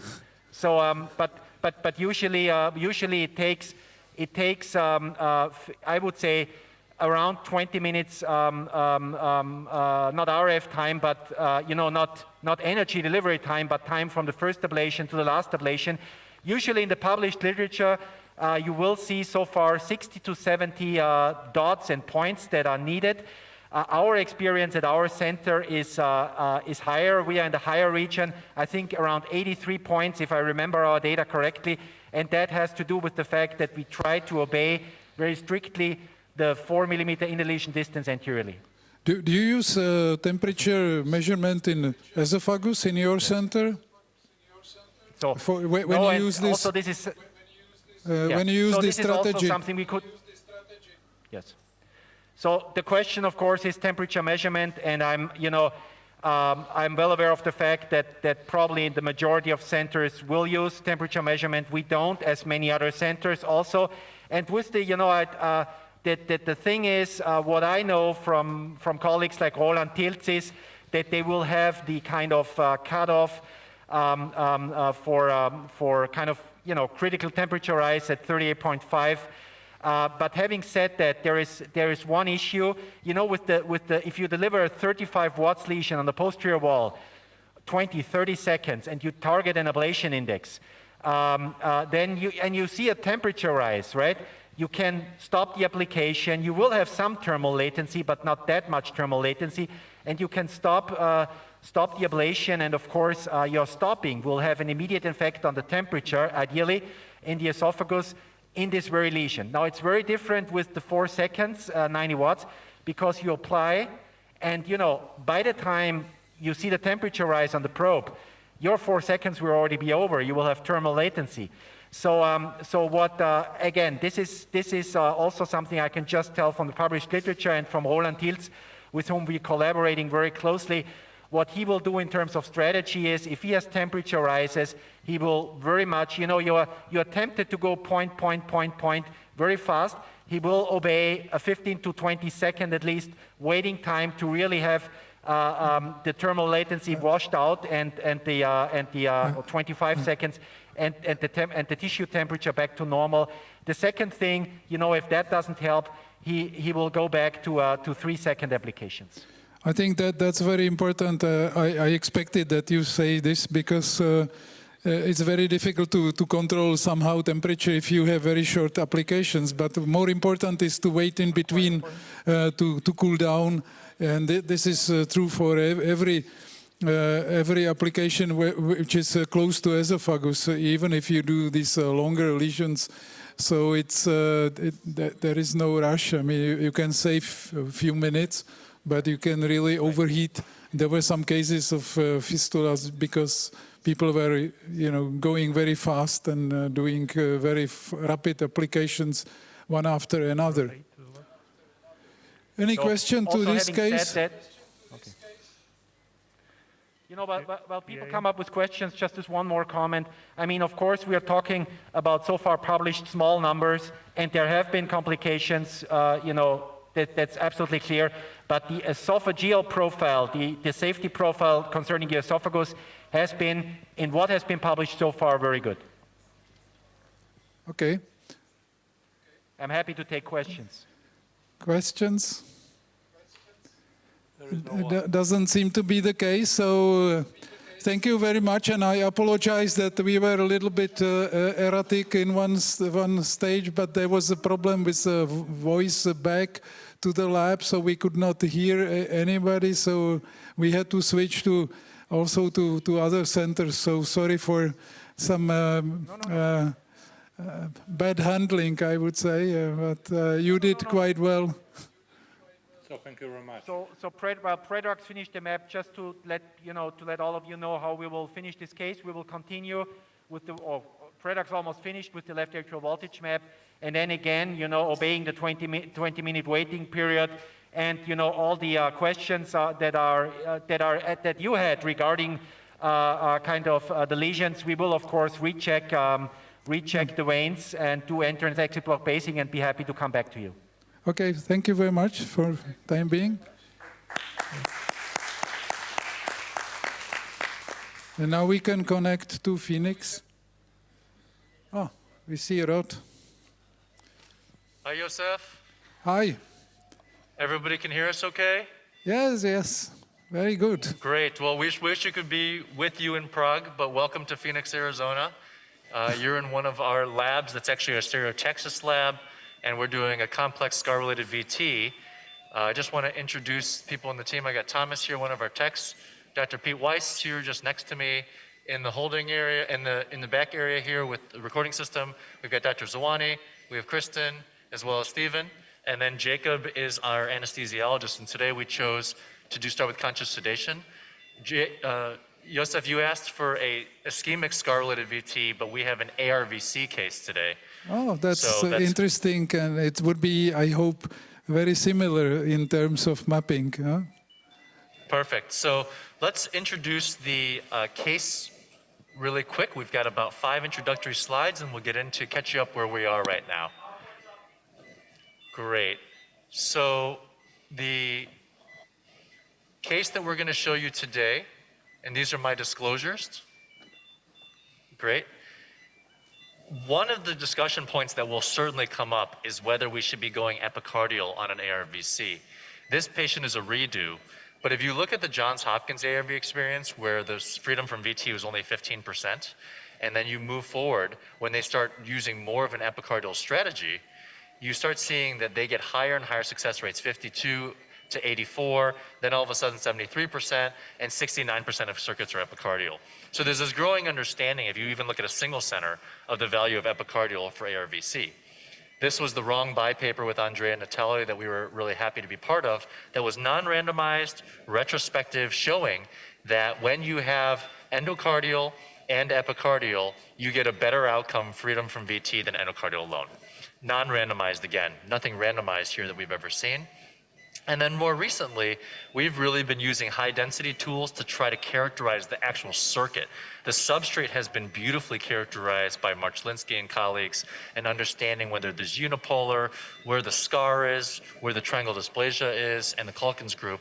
But we really wanted to characterize the circuits. And what we were able to show in 23 circuits that we mapped really carefully was that the epicardium typically has much more circuitry than the endocardium. And here's just an example of the endocardial map on the right, showing that there's an activation gap where you have a jump with activation gap missing colors in an isochronal display, where you have the complete coloration on the epicardium. So this idea really introduces the whole 3D perspective of human VT, where you see partial circuitry on the endo, you go to the epi and you see all of it, and then we can start using our 3-dimensional imaginations in mind to be able to conceptualize VT in a different way, which is in 3 dimensions. And what's important here is that if you have surface scar, it actually serves as a barrier, which could be potentially a lateral boundary in cross section. So that's really more of a depth boundary. And then just moving forward, when we looked at all 23 circuits, we were able to show that when you plot out how much tachycardia cycle length you have on the epicardium above and how much you have on the endocardium below, the epi cycle length always outnumbers the endocardium. And then the ones that are really thin, like the first 4 shown, you have transmural reentry where you have epi and endo, the full circuit on both surfaces of the heart. And then the last thing is this triangle of dysplasia has been talked about by Marcus and colleagues, which is really RVOT, free wall, apex. But what we're starting to see, and the Calkins group and Terry Tandri have shown, that it's not really a triangle, it might just be 2 areas, which is mostly the lateral free wall here. And the areas that we typically ablate are rarely the RVOT and almost never the apex if you listen to the UPenn group and some of our experience as well. So the case we're going to present to you today is a 33-year-old competitive soccer player. He would have played professionally, but could not because of this newly diagnosed condition. He has an ICD and has known ARVC, prior endocardial ablation in 2018, and then came to us at University of Chicago in 2020, now 2 years and 3 months ago. 5 VTs were induced at that time. 3 were superior axis, 2 were inferior axis, so a multitude, a potpourri of VTs. And then the electroanatomic map had very extensive scarring, predominantly at the inferior wall of the RV and then some patchy in the RVOT. He got 5 additional ATPs and a shock and then was referred back here for consideration for a third ablation today, which is what we're here for, because he was on sotal and mexiletine and did not feel well on both sotal and mexiletine. Being 33 years old, we did not want him on amiodarone, and the patient doesn't want to be on amiodarone either. So not desiring long-term medications with a preference for ablation. So he just flew here from California to Phoenix, and then his LVEF is normal, so he does not have biventricular or Carvajal LV involvement, and he has no heart failure symptoms. Of note, if you look at the last EKG we did from him, and you look at the right, his P waves are larger than his QRS. So it really shows you how advanced the disease is, because the right ventricle is out front anterior. He's a thin athletic man, but has no anterior forces, all because of extensive RV scarring. And you can see the multitude of different epsilon waves that are there with T wave flattening, but these Himalayan P waves suggesting massive right atrial enlargement as well. So that's where we are with the case today. I'll open this up for the panel just for any discussion points now as we move into the live portion. If there's any questions from the panel or any considerations that we should make before talking about what we've committed to. I can just confirm what did you say about the triangle of dysplasia. We never seen apex as a substrate. It's practically always a lateral wall where it starts, and then sometimes it could be outflow tract, sometimes could be left ventricle involved as a lateral wall, but practically never apex. And this was from anatomy reviews or autopsy reviews. But it's really amazing that experience in clinical arena is against this anatomical observation. Thank you, Josef. So if you can go to the live screen here, I'm curious how many people would go for an epi-endo approach in the panel, but I guess because it's a redo already, the question is much more important on the first time. And I think that could be dealer's choice until we have a randomized trial. And it's obviously acceptable to try an endo first, and if it fails, then go to epi. So here with RV, you don't have to make that decision as big of a decision, because you can still map the RV for free without any anticoagulation, not thinking about reversing. So here what we've done is we've mapped the right ventricle, and I just want to confirm, Josef, you can see the live screen from us here? Yes. And you can see the ice on the top, so you can see the live beating ice, and I'm just going to give you a tour. We can see. You can? Yeah. Great. So here's just a tour of the right ventricle, and it's very, very enlarged. Here we are here in the right atrium. We're going to just move into the right ventricle here and just give you a sense. And you can see that whole inferior wall is relatively thin and relatively hypokinetic. If we get more into this area here and we counterclock, you can see there's a little bit of an area that's akinetic at the base. So that's that basal tricuspid annulus, maybe from everywhere from 5 o'clock to 8 o'clock is pretty scarred. You could even see there's little pouches and little pockets there. And then you finally get into the right ventricle here as we move in. And then we can see that the right ventricle is pretty enlarged and globally pretty hypokinetic, so pretty scarred. And what we did was we decided to proceed with endocardial mapping first. We're going to show you the voltage map here down below and just show the scar map first. Here is more of an AP. So what you can see is there is so much more gray than any other color. And there is extensive scar everywhere with a few exceptions. Most notably is this lateral tricuspid annulus, all the way from the lower RVOT down towards the annulus, and if you tilt up and show us the inferior floor, the whole ventricle is scarred. So the thing that you're probably thinking about right now is, you know, this team's got no chance here. And I think this patient definitely has already been referred at UCLA for transplantation as well, but we're trying to stave off transplantation as long as possible. But very clearly, a very, very advanced ARVC. This is not the type of case we were hoping to show. We were hoping to show something a little bit more localized. Obviously, those make for better cases. But this is the reality, and I think it's great to get everyone's opinions about what to do. Given the multitude of VTs, we tried to induce a NIPS here, and we did it under awake state with very little conscious sedation. And we were able to induce a very, very fast VT. We can pull up the VT at 210 milliseconds. It's very fast, and our clinical is only 188 beats, which is 320. So this is not clinical. It doesn't match the ICD template, nor does it match the rate. But what you see here is you see actually a right bundaloid morphology, which is interesting, and then kind of a loss of transition, 2 greater than 3. AVR is more negative than L, so this is definitely somewhere coming from the RVOT septal area, maybe even extending into the periaortic region with the right bundaloid morphology. I don't think we're going to spend a lot of time working at this one because it's definitely non-clinical, but this is all we could really induce. The scar here you can see is extensive. We're going to change it to our isochronal late activation map. So we'll change that to isochrones, and then all of a sudden, it really shows you the value of an isochronal approach, because if you're going to homogenize, that's a lot of ablation today into this ventricle.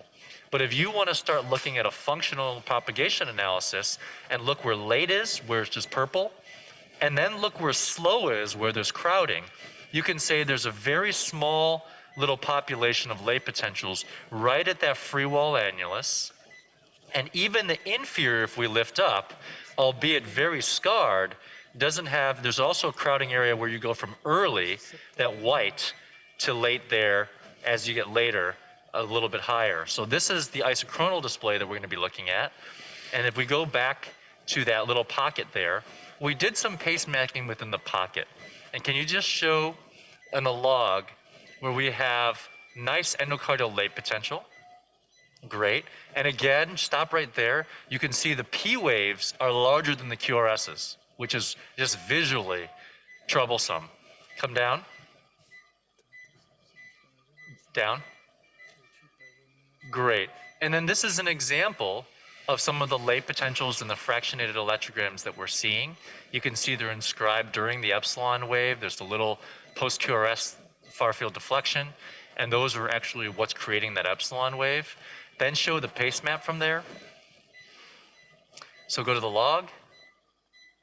Great, and then show pace map from latest. Go up to the top.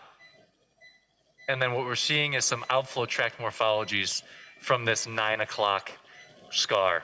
So this is the worst area for pathways, and it's definitely one of the worst areas. We've been swimming in this ventricle with a duodeca catheter. We've been using a live wire catheter, and it's just very hard to get contact all over.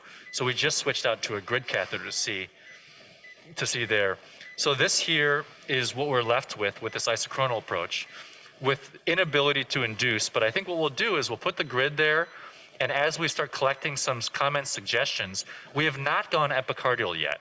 And that's because we have such extensive endocardial abnormalities. Maybe this is a stage procedure, or if the panels want, we could go epicardial live, which we have not done because we've already delineated the endocardium. But our plan was to maybe just get an endocardial map first, then try to induce with some strategic multi-electrode positioning, and then see if we can try to at least get the endocardial circuitry to understand. No doubt this is going to probably involve both surfaces of the heart, given what we've seen in the past, and then also given the extent of scar here. So maybe just some comments from the panel of what would you do with this extensive scar? This is quite interesting because our experience is that younger people, they always have predominantly epicardial.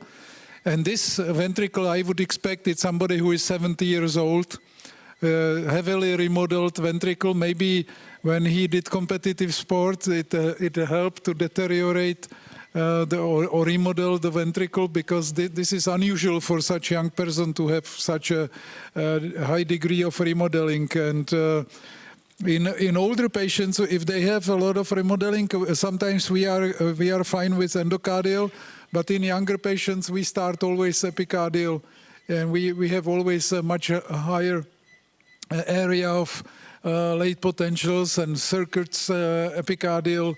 So endocardial is clearly not enough in younger patients. But this patient looks really very special because it's a very remodeled ventricle for his age. And then the other thing that you see is that on the fluoroscopy, we've switched out to a grid catheter. And it's really interesting because this RV is almost like an LV. So I think sometimes the grid can be too large of a prolapse in the RV, but this one fits perfectly for the shape. So Yeah. we're thinking that this here might be able to, with a large prolapse, map the basal RV free wall better. This again is a really tricky area, and here you can see the signals very clean, late potentials after the epsilon wave with this location, with a large curve Agilis sheath to get us here. So what our plan was, Josef, is to try to induce a little bit and see if we can get some endocardial mapping live. So maybe C1, B1, we'll try to induce as you continue to discuss the case. We've preloaded a little bit of dopamine.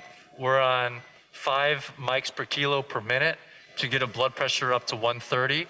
And we just started some isopril too, because we've not seen a clinical VT. So we're saving that for live, and we're about to start inducing here. Go ahead and do 400, 300, 280 from D1, C1, please.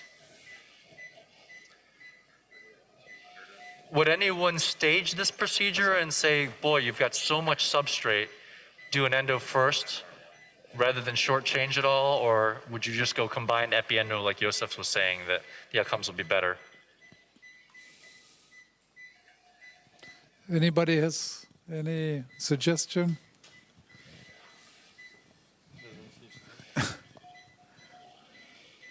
There's no suggestion. Okay.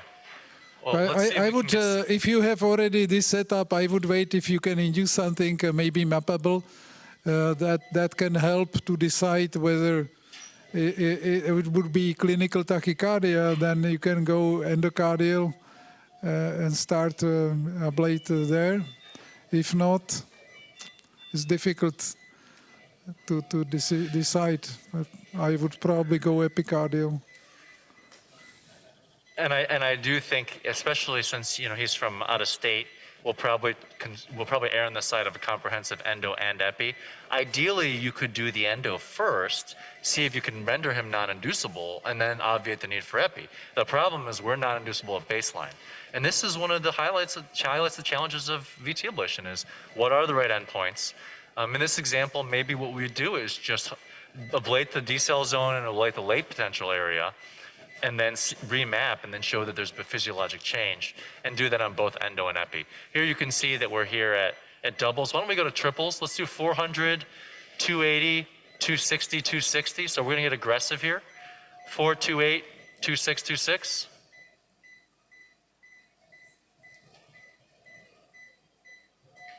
And how long do we have for the transmission here, Josef?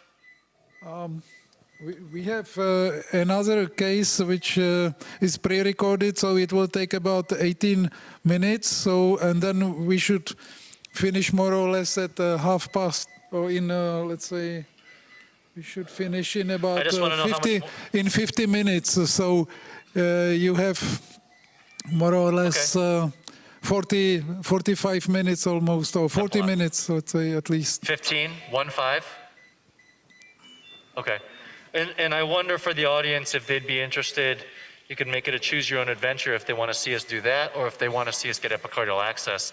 This is a patient that's been accessed before, and another common discussion point is, can you get back in?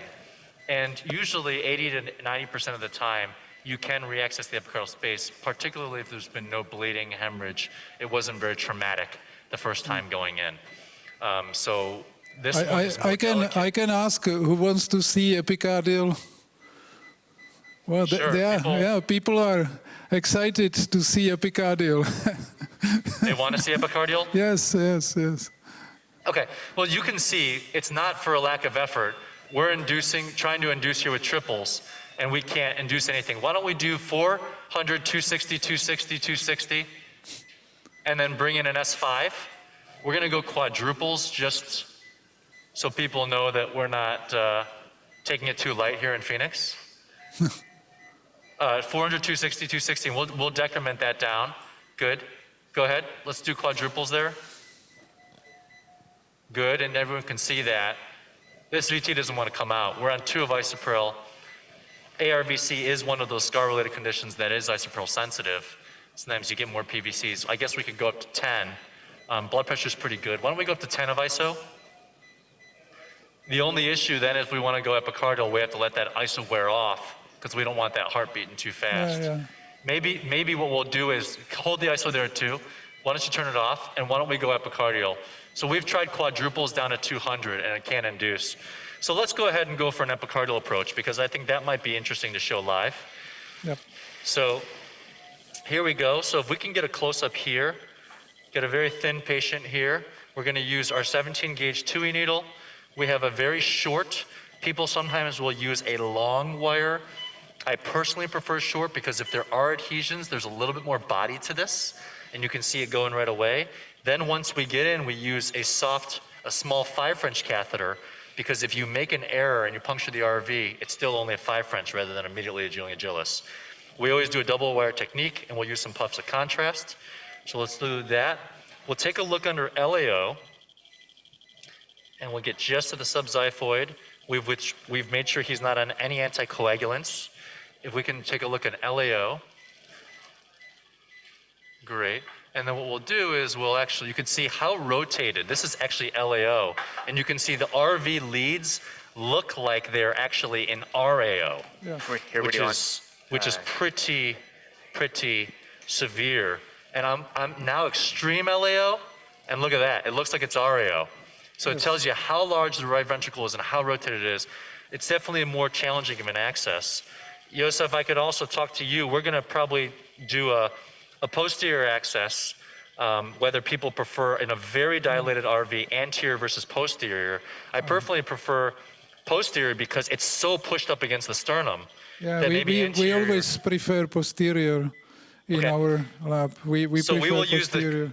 We will use the Kotzner technique then and do a posterior as well. So here we had just got the subxiphoid here. And let's take a look with some puffs of contrast and see if we can get in without any event. Let's do a slip tip, please. And the reason we like a slip tip is that once you get in, you don't want to have a lure lock and jiggle that off. I want to be able to just get in right away. Are you guys able to get a close-up here and then see some of the fluoroscopy? Josef, are they able to get a close-up of this area here? Yeah. I just want to make sure everyone can see there. Good. Great.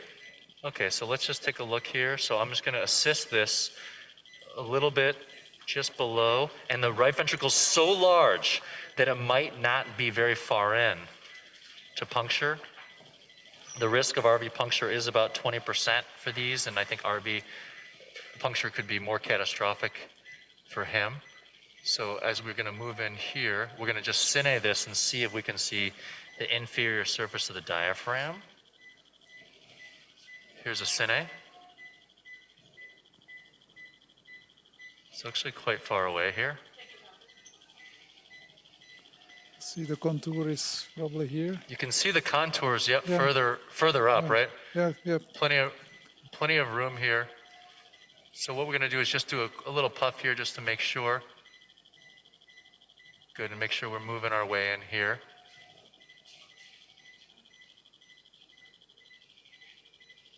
And then you could see there's a little washing in, and actually that contrast got us further up in there.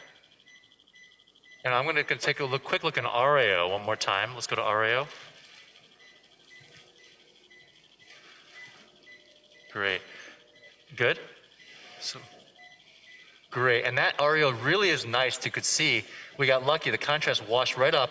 And in RAO, I'm going to sneak right up to that boundary, that border, the inferior diaphragmatic border here. Get the hand out of the X-ray.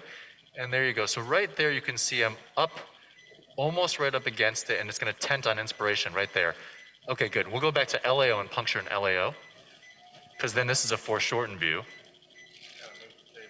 Great. Great. And again, LAO is challenging here. So we're going to go a little bit more tangential. You can see there's a little bit of contrast there as we move in. Can we go apneic for just a moment? That'll help us. Then we won't have to deal with any respirations. So here we're a little bit up here. You can see there's a little puff. Oh, and the question is if that's already adhesion or not. We're going to just puncture through that. Little movement. and then there we're in, it's layered. Quickly use a short wire, and then it looks like we could be in or we're below. So you could see it's not angling up. So we need to see the lateral border of LAO. Pull the table a little bit. And that is going up, right? So that's how massive this right ventricle is.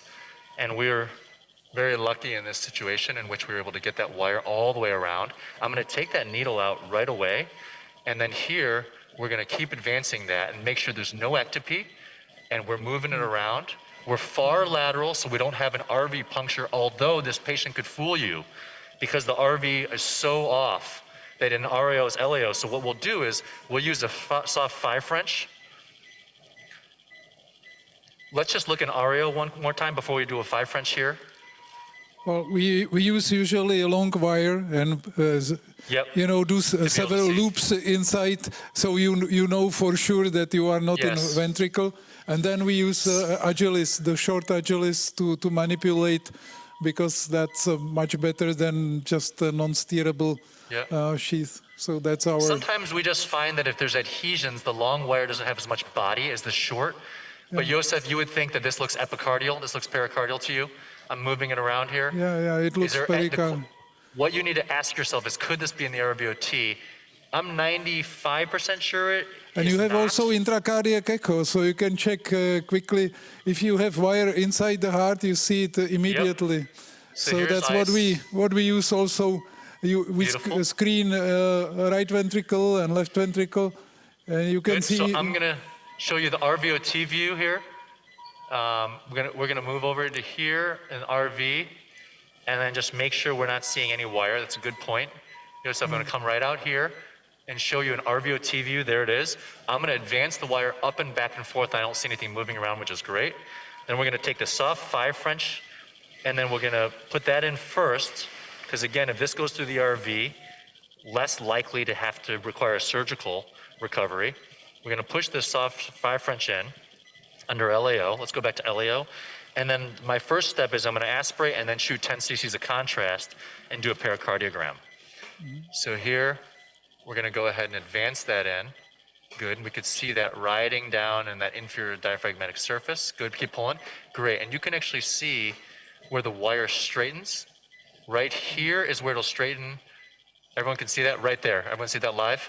Because sometimes it's hard to tell if you're all the way in. There you go, it straightens. I'm gonna pull that out.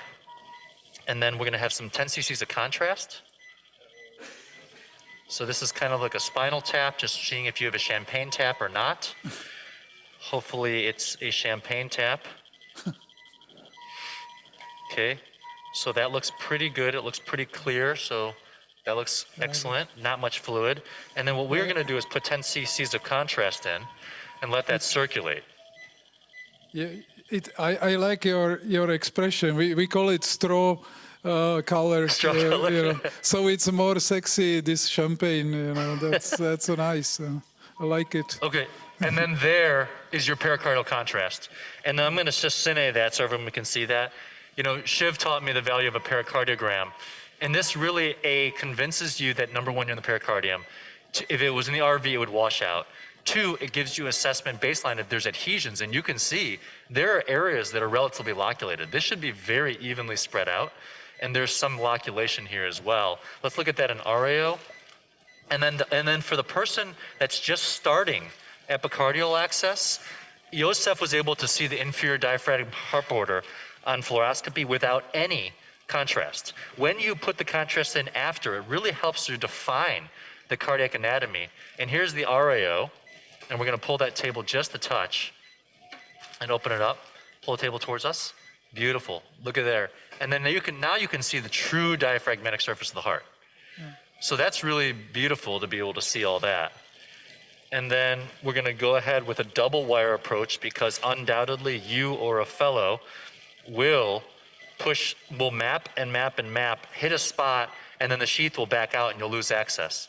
Then you're gonna have to get out, puncture again, and you've doubled your risk of epicardial complication with a second puncture. So we double wire every time, maintain access. We're gonna use the Agilis short curve sheath. So you retain one wire just in case you get out, okay? That's exactly, so we're gonna put a long wire in now, and then through the dilator, then remove the dilator, use the 5 French sheath, and put a second wire in. Yep. It's interesting. Huh? Everybody does it different ways. You always learn something. It's only because we've lost access before and had a stick, and again, everyone's so worried about one stick, they should really worry about a second stick. Yeah. And here, I'm just gonna, again, every 10 minutes, we check to make sure there's no bleeding. I'm gonna check one more time and make sure that there's no bleeding. And so far, it's all very clear, which is great. So, Rod, can we now have this video and we come back to you in about 15-18 minutes? Perfect. And Perfect. you So can what have we'll do is you can have in the meantime the map, and we can compare an epicardial map. Beautiful. So can we run the video, the last case we had? You want to anticoagulate now that you're in? No anticoagulation. Oh. Hello, everybody. I am very honored to present this pre-recorded video case about persistent atrial fibrillation using the retinal mapping system and the Stereotaxis ablation technology. So this is the case that I am proposing you. It was done very recently on April 8th, actually, and it's a 60-year-old male having persistent atrial fibrillation documented since 2017. The background is what we classically see in these cases. He has high blood pressure. The patient is obese, 122 kilos on the day of the procedure, but already on a program for losing weight. His BMI is the BMI of obese, 39. He has sleep apnea syndrome and type 2 diabetes and high cholesterol. Atrial fibrillation was continuous since 2017, but became very symptomatic only last year. And because his resting heart rate actually accelerated to 120. And that was despite treatment with a beta blocker and amiodarone. We proposed, since the atrial fibrillation was quite old, and as you see, it's more than 4 years long-lasting, long-standing persistent AF. We proposed, first of all, an electrical cardioversion, which was performed in December 2021 under amiodarone, and that restored sinus rhythm only for 10 days. And then atrial fibrillation recurred despite amiodarone, and we offered the patient catheter ablation with the project of concomitant weight loss. The preoperative assessment showed, and that was not a surprise, pretty dilated left atrium. The surface was 24 square centimeters. Maybe the diameter is a little bit overestimated, but the ejection fraction, the left ventricular ejection fraction, was still preserved. But then the CT scan confirmed the severe dilation of the left atrium with a volume of 210 milliliters. Now, in what concerns the setup for the procedure, we performed a triple echo-guided puncture at the level of the groin, and by femoral venous access, we have put in a decapolar catheter inserted into the coronary sinus, and then we have put in two sheaths, one Abbott SL0 sheath, for the mapping catheter, which is the Orion high density catheter, and also a deflectable sheath, which is the Agilis sheath, for the ablation catheter, which is a Celsius thermocool RMT with magnets embedded. The double transeptal puncture was performed, as you can see here, under TEE guidance. And you can appreciate on the images of the transesophageal echocardiography that we can actually see how dilated the left atrium looks like. There was, of course, no clot in the left atrium. And the mapping catheter and the ablation catheter were actually put up in the left atrium.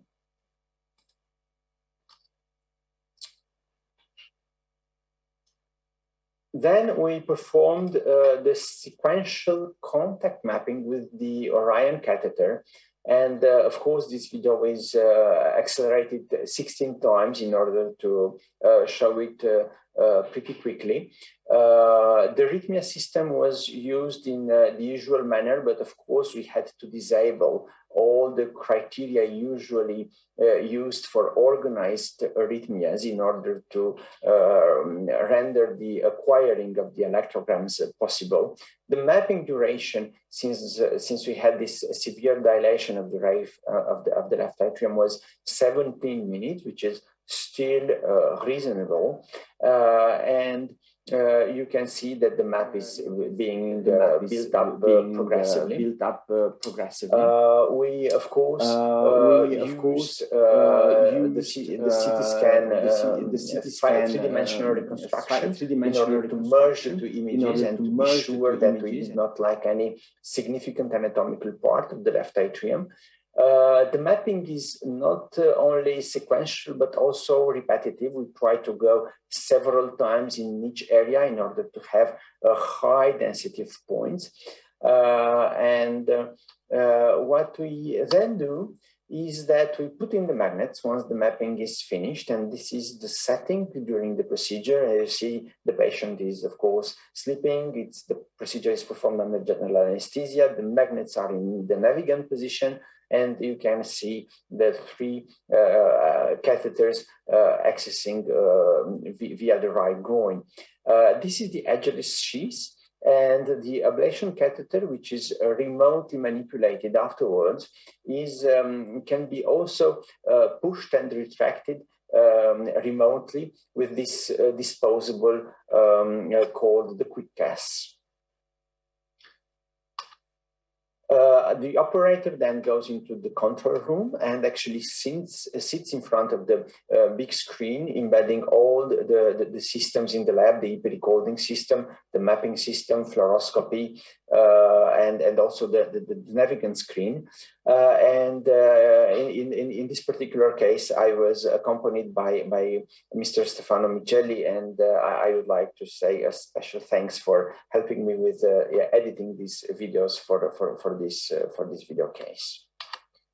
Now, once the map is finished, we spend some minutes for defining a strategy for the PVI.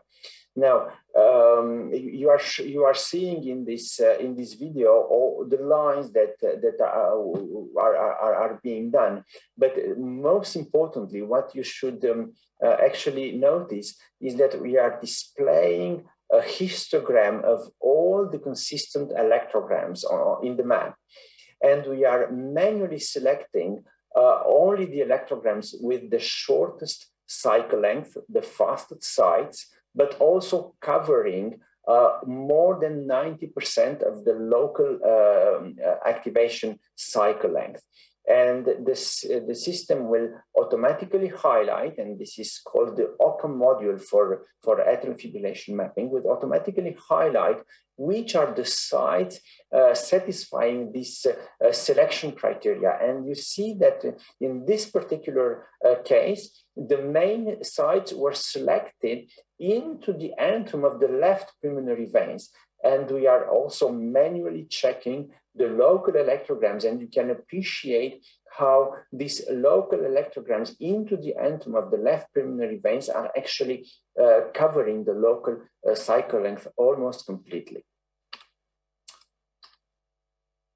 Now, this is, of course, not the only criteria for tuning the line. We are also using anatomy by merging with the CT scan reconstruction, as I said earlier, and you can see how the histogram is displayed. We are manually selecting the most important ones. The CT scan is merged, and we are trying to design the line at the level of the most proximally antral part of the pulmonary veins.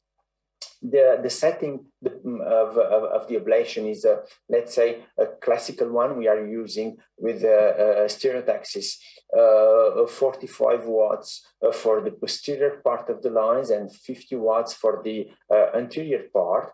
And you can see that progressively we are delivering the energy with significant diminishing of the impedance for each of the burns. You can see, of course, the posterior view following the catheter, but also an internal view of the CT scan reconstruction performing the antral ablation around the PV, around the left pulmonary veins.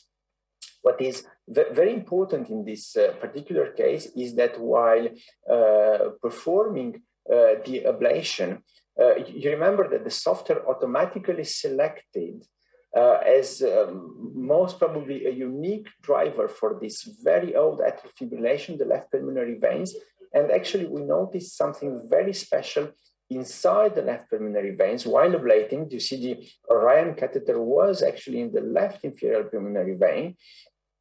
During the ablation, what we noticed is that at one point in time, activation changed and was suggesting right here a very fast activation starting. Look at it in the left inferior pulmonary vein. This is just the patient is in atrial fibrillation, the atrial to pulmonary vein connection, and at one moment in time, the firing starts very fast in this left inferior pulmonary vein, and it will stop, let's say, a few minutes afterwards, while the pulmonary vein is still connected electrically to the left atrium. Then here it stopped. Of course, we continued ablation around the PV till the complete disconnection of the left pulmonary veins, as you can appreciate towards the end of this video. Here it is. Complete disconnection of the left pulmonary veins. The Orion catheter is still in the left inferior PV. Now, since we thought that this unique driver was in the left left pulmonary veins, we actually left the mapping catheter in the left veins in order to survey them, and we went with the ablation catheter to the right side in order to perform the right pulmonary vein disconnection. And you see that the line is performed in a very similar manner.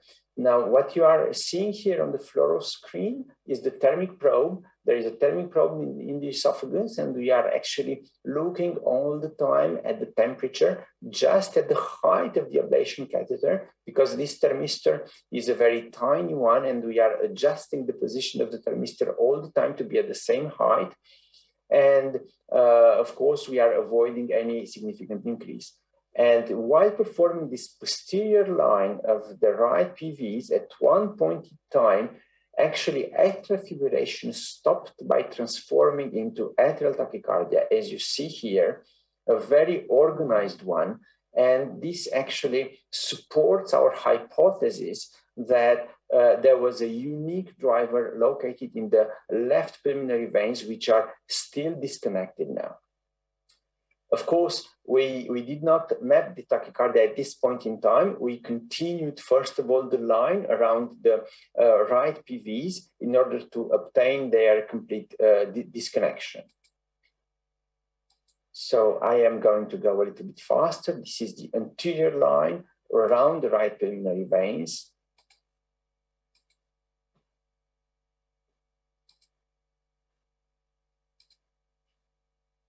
And once the antral ablation around the right pulmonary veins was also finished, we decided to remap the entire left atrium. Of course, first of all, to check if we had the electrical disconnection of the right PVs also, but also in order to map this atrial tachycardia for which the mechanism was not known at that point in time.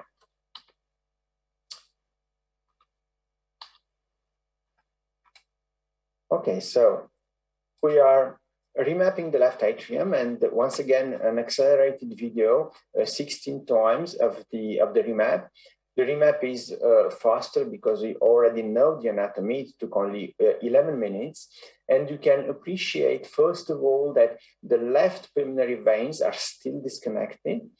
We can also easily recognize the antral line around the right PVs, which shows a block in all around the right PVs, but the right PVs are still electrically connected.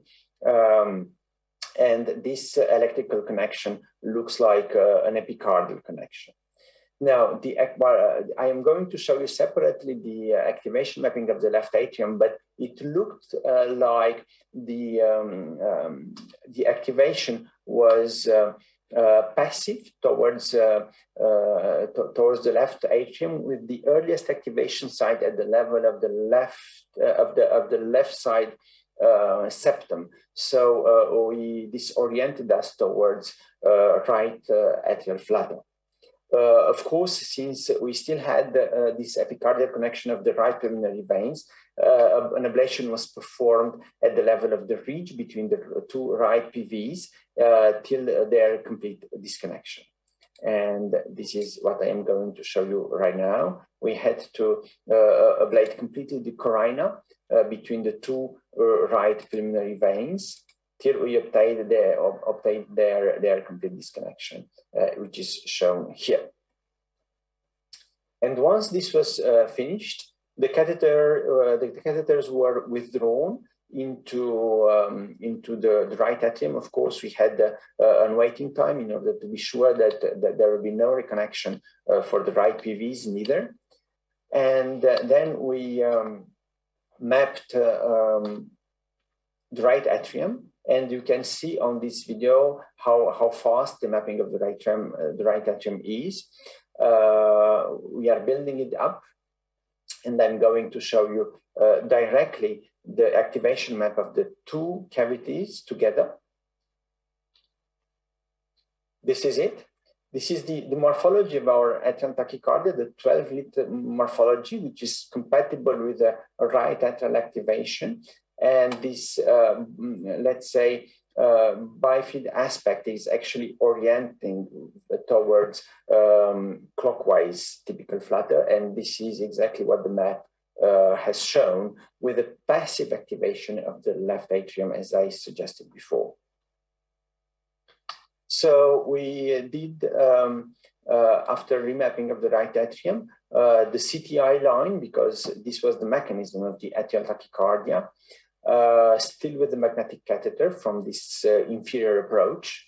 And while ablating the cavo-tricuspid isthmus, in the middle of the isthmus, you will appreciate the resumption of the sinus rhythm. So you remember this was a long-standing persistent atrial fibrillation. The patient was in atrial fibrillation since 2017. So except those 2 days after, those 10 days after the electrical cardioversion in December, it was a severely dilated left atrium with a very, let's say, long-standing atrial fibrillation. And while ablating at the level of the isthmus, you see that sinus rhythm was restored. We continued, of course, the isthmus ablation till we obtained the complete block at the level of the cavo-tricuspid isthmus. And then we remapped the right atrium in order to prove the completeness of the block. Okay. So this is the remap of the lower part of the left atrium, and we can appreciate that we have a complete block while pacing the proximal CS at the level of the CTI. Of course, a new surveillance period started, and then the procedure was terminated. thank you very much for your attention. And of course, I am available for any discussion. Thank you.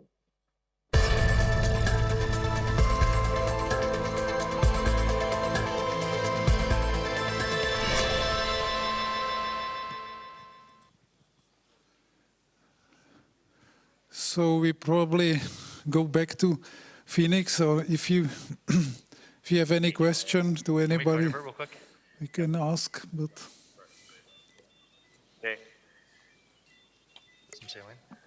Rod, we are back. Great, thank you, Josef. So we had some issues getting the larger sheath into the pericardium. And yeah, go ahead. And then we had to step up with serial dilation. Sometimes the agilis is a tough transition. So we ended up having to, oh, that's interesting. Oh, there's VT.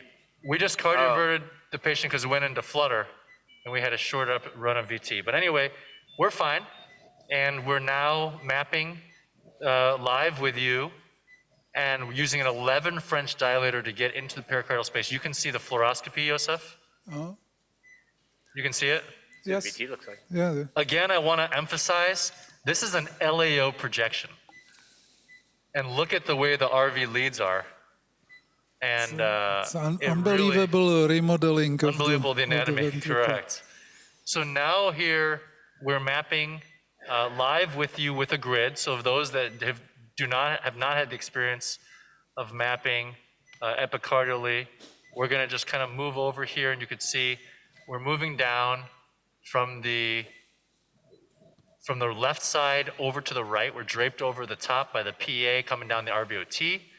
And then look at that. Wow. Can you guys see those signals? Yeah. Yes. So you're discovering them with us at the same time, but the really delayed, isolated, high-frequency signals. You can see there's noise there. So what we found is if you add a little bit of saline, which I'm going to do right now, to even out the impedance field, let's see if that helps. There, the signals clean up a little bit. There is some atrial letrium because we're at the annulus, but very discrete late potentials there over the epicardial RVOT. And then we're just going to keep mapping here and then look here. So we're scouring. So that looks like kind of a localized area. We're mapping here with the grid. I'm going to go back to that spot just to confirm that was indeed real. We go back over it, and there it is again. So that's always nice to confirm. So it's a very localized late potential area. Let's get a little superior to it, and then it goes away. Good. So tiny. Close that lateral endo area. Small area there. We're going to run right back into it, and there's the late potentials there again. You guys can see the live screen okay? Yes. Great. And then now let's drop down to that inferior portion, which is where the money is. But we know there's a little patch on the epicardial RVOT. There, everything's late there. And as you would expect, you're going to get much more late on the epi than the endo. But you can see this is post-QRS, just a little epsilon wave, reminding the audience there that the P wave is larger than the QRS. So here we can see that the far field components are not the QRS, it's just the P and then the QRS. Good. So you're getting annular signals. We're moving down here, and let's see how abnormal this will get in this area. We're getting into a later isochron. You can see we're not even using voltage. We're just going to be going with our isochronal map, and then it gets very abnormal. And then here, this is what I was afraid of, where you just don't see any signal. And that could be fat or just extreme scar. And hard to differentiate that. Let's keep coming here. Look at that. There's just no signal whatsoever here. I think it corresponds to that endocardial large area without Correct. signals. So I would say that this is probably scar. Yep, and then we also, did extensive ablation previously at University of Chicago, and then you can see there's the reemergence of signals. So all of that is just really advanced. One could argue that, ablating this alone is futile. We have to look at the bigger picture of this, which is why I think we have to make sure we discuss the transplantation. He's 33 years old and is expecting another young child. So these are important decisions in someone's life. He's not in heart failure, as you mentioned. That's the interesting thing is he has no heart failure whatsoever, rides the elliptical only 20 minutes a day. You know, the Hopkins group really warns against strenuous exercise, but he's athletic, so we said he could ride the Peloton for 20 minutes, nothing too strenuous, and that's it. Maybe we should tell him to do nothing. But he has no signs or symptoms of any heart failure. So this is really for VT. Yeah. But again, here you can see that here's a very late patch. So again, using the isochrones just to be able to display. So I think at the very least, we could probably just eliminate, because they're so small. And then now we're getting towards, this is annular. So we're seeing A and V. I think it also corresponds to that endocardial crowding. Abnormal, yep. Exactly, right here. This is where I'm trying to get to. And if you look there, you can see the large A and then the very small V's. And then we're going to go here, and it definitely corresponds to the endo. And we'll bring in both maps, Joseph, once we get a little bit more delineation right here. Just want to focus on this area. The challenge, again, is there's always a lot of fat in this area. And then also the question is... What kind of setup you use for ablating in right ventricle epicardially? So we usually use 50 watts because you can, 50, just because you really can't get perpendicular. It's all tangential. I think the contact force tends to be lower. And flow? Here. And flow, we do 13. So we watch... With SF, you mean? With SF? Yes. Oh, no, we're going to be using flexibility today. So that's going to be minimal flow, 13. So Andre Davila and Arash Ariana showed that less flow creates larger lesions in the epicardium. So we'll probably use lower flow. We'll usually use 13 or even less with this flexibility catheter. With flexibility, okay. Correct. And then here again is the target. So maybe with a limited time, we can try some epicardial inductions and hope we get lucky and can get a VT here. Just tilt up a little bit. But very patchy, this area here. Again, RVOT. Let's just move this over here. We're going to fill out the map. I don't want to take too much of live time with the map. I think we want to get something more exciting than just the mapping itself. And let's see if we can get into the area here where it's a little bit late. There it is, and it's relatively healthy. Why don't you flash up the endo? Let's compare the endo-epi relationship. That's something that EnSight historically has not done very well because it's impedance-based, and the pericardial space has no blood pool. You mean with EnSight? With EnSight, yeah, with Navix, I'm sorry. Yeah. So let's see if we're doing any better with sensor. But again, we didn't use sensor on the endocardium because we used it with duodeca. So, but I just want to see where the area is when we flash up the endo, just across from it live. He's pointing that you can use Carto, for instance, endo-epi, and put the maps together. But with EnSight Navex, it was difficult because there's different impedance, so they were not matching each other. And now with here the relationship is very good. With the new one, with a sensor, it looks that it's more useful because they can probably be very nicely overlaid. Yeah, so Josef, actually this is really nice because we haven't done a lot of these. You can see that we have the endocardial map on the right, and then we have the epicardial map on the left, and you can see how close the grid is to the surface right there. And we're approaching now the area of late and slow, the deceleration zone on the isochronal map. And it's pretty similar, this area here. Very late potentials. So this is one of those tough cases where you have so many abnormal signals that homogenization is going to be what you do, but we're going to use the ILAM in terms of where to focus our homogenization efforts, because or else you're going to have to lay down some sort of ablation every single place in the ventricle, in this right ventricle. So let's get back over to this area here. This is good. Look at, you could see, as Joseph said, this correlates pretty well. Show the endo really quickly. We're tucking back in, side by side endo. Just open your screen up a little bit.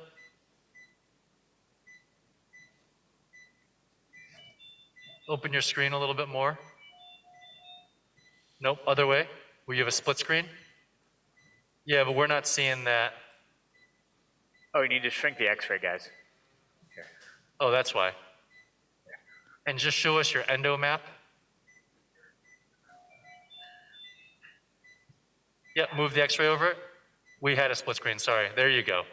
So you can see now, Joseph, that the grid is immediately over the endocardium, and you can see that there's actually almost more endocardial abnormality or lateness than the epicardium, but all of this is still present.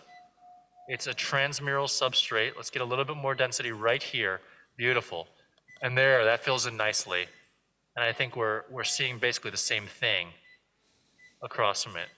There you go. So I think at the very least, we're gonna probably shoot the right coronary because he's a young patient, because you know this is on the annulus, and then homogenize this periannular area and probably do about 40 or 50 watts everywhere to get good homogenization of this late and slow area. Why don't we go ahead and try to induce VT one more time with the time remaining and get into an area where it's relatively late.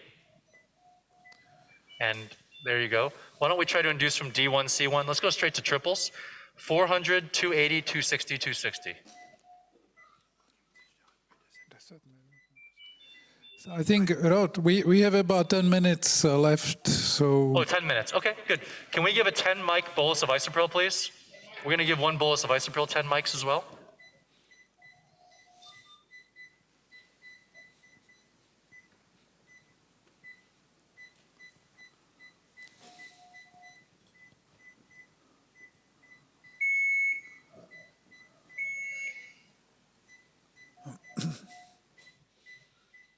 I think the ideal, VT ablation patient is the person that has enough scar, but not too much scar.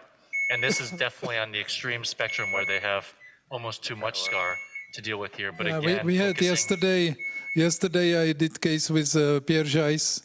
It was a post-MI patient with a very large ventricle, very remodeled. And we used this CT, thinning on CT.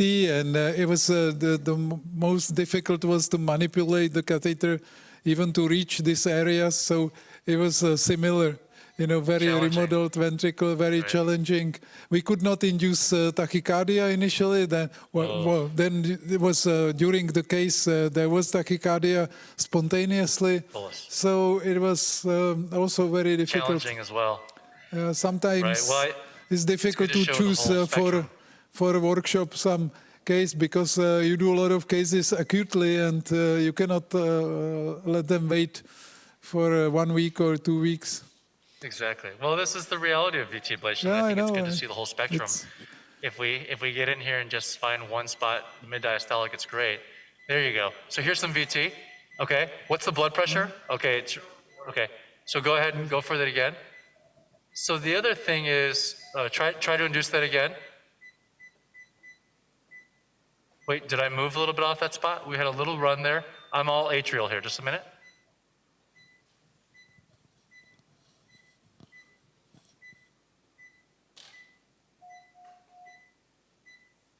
Great. Okay, go ahead and try to induce from here again. Sorry, let's get a better signal. It's so interesting. Show us that voltage map again. The only area that's normal voltage is this little patch. This is incredible. Yeah. So we're inducing from that only area we can capture. Go ahead and induce from there.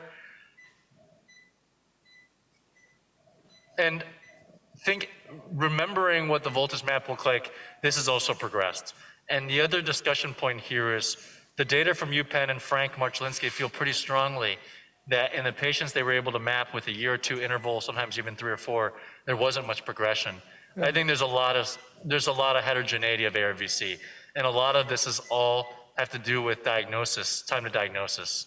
So there's a referral bias there, because if you send someone very late, they're always going to look the same. But if you find someone very early, then they're going to look like they progressed. I agree. I think that's clear, and that's also explanation why these younger people, they usually have just epicardial. They don't have very large endocardial, and later they have both, so they have more even endocardial. So it's an explanation. If you came to the case very late,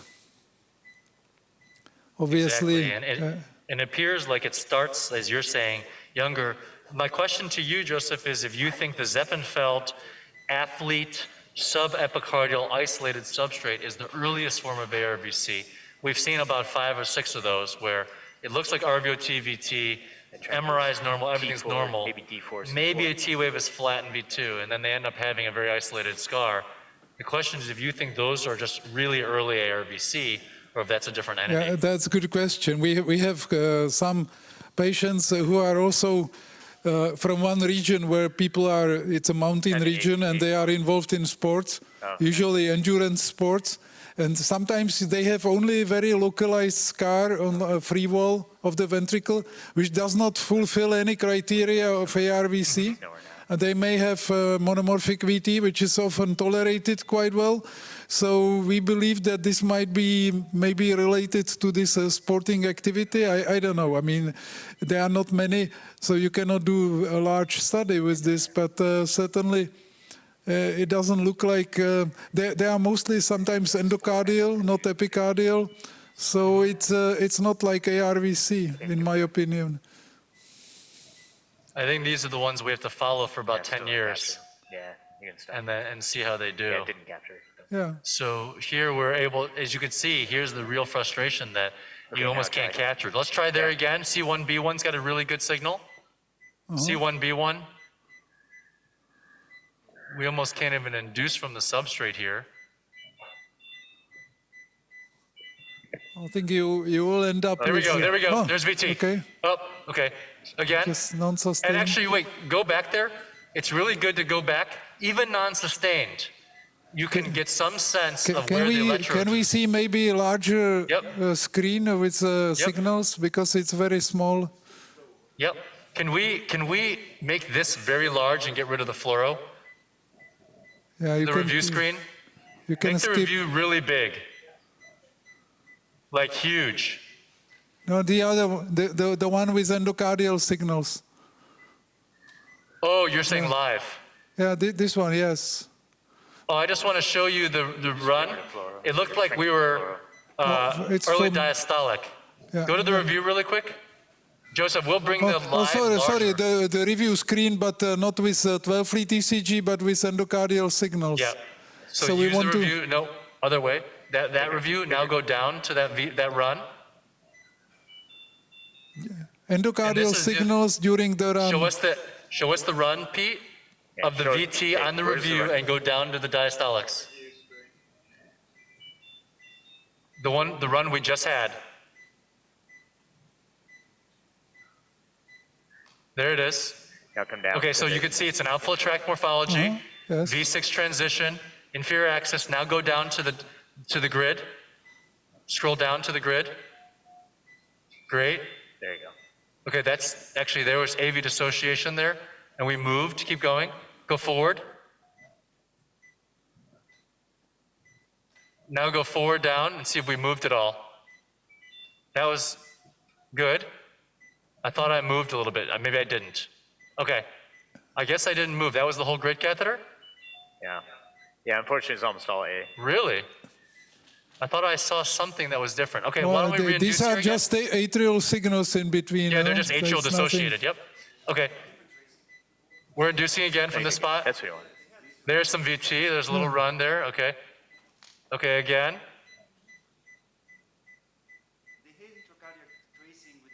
That's VT. There it is. Non-sustained. It's all outflow tract, so at least we have a morphology that's pace mappable. We could also look to see if it matches the template on the ICD. Go ahead and try to induce again. But anyway, you can end up with a modification of the substrate, Correct. ablating So that areas of crowding or low flow conduction, and then try to induce again. Exactly. The problem is when you're already non-inducible at the start, it's just not valuable. So I think our plan here, Joseph, will be we're going to do the late area on the endocardium with the slow area, and looks like there's a line of block. I want to show one last thing before we have you go, is this concept of differential pacing within SCAR. There's a big argument whether there's fixed versus functional block. I think and we're convinced that a lot of the lines of block we see are concealed by a suboptimal wavefront. If you go back to the log, and you can see when we do a pace map, there's just one more thing I want to show you before we go. And open it up a little bit. There's a pace map at the top. Endocardial just right pace map, right that one. Yep, you were there. No, the pace map 5 above it. Go up to duodeca. That's it, beautiful. Go back before pacing. This is something that I think is really beautiful that we've been working on now. So come back, keep coming. Stop right there. You see that set of late potentials, Joseph, on the review screen? Can we blow that up larger? Make it even larger on the screen? You can see they all look similarly timed. There's a very large one at 1920, there's a very large one at 1.2, but then there's this fractionated stuff in between, and we have a linear catheter. Look at what happens when you pace from the center, from duodeca 9-10. Look at what happens. The two populations, duodeca 1-2 is late, and 1920 is early. Yeah. And this is basically the concept of differential pacing, which we don't often do for VT. We usually map either RV or you map sinus. But here you're mapping within the deceleration zone, and you're pacing very adjacent, and you're able to see a very dramatic split at a slow pacing cycle length. If you were to redo the whole sinus rhythm map with this paced wavefront, it would expose a very large line of block, as you can see, between 1.2 and 1920 in this population. And that's why we believe whenever we do this differential pacing, we can then correlate it to the VT circuits, and we typically find that an isthmus boundary is present right here. So this is really important because it's a concealed line of block during sinus rhythm. It's interesting, yeah. Nice demonstration. Okay. Well, any question? There is one question here. Beautiful, thank you very much. You just mentioned this concealed boundary. Do you believe it's a functional one or it's a structural one? No, I believe it's fixed. So it's no different, it's structural. And this is no different than a CTI signal that is being interrogated for splits with HRA pacing. You can't look for a CTI block with HRA pacing. So I think what we're seeing here is collision with this activation of the duodeca that you're seeing, and everything's activating. But you can see there's actually two populations. 1920 is different than 1.2, and there's a far field early component. Those are two separate, but then with very slow pacing, this is not functional. Because functional means it only occurs during tachycardia. This is during a baseline paced rhythm, and you're just not seeing it during sinus. So I personally believe it's completely fixed. We just don't always see them because we're not interrogating differential pacing within SCAR. And we've got a paper that we're working on, and hopefully that'll shed some light on this. Well, Rod, thank you very much. It was very interesting, I think, for everybody. It also shows difficulties with VT ablation. It's much more difficult than Afib ablation. And you cannot plan it like Afib ablation. And thanks for all these demonstrations, and have a nice day in Phoenix. And thanks for being with us this time. And hope next time Joseph, you come so to Prague. Next time you should come to Prague. Thank you. We love Prague, and again, grateful. Thank you. Okay, so this brings us to the end of this day, and we continue with the party in the central Prague, and buses are leaving in 5, 10, 15 minutes from here to the center, to the venue. So enjoy your evening.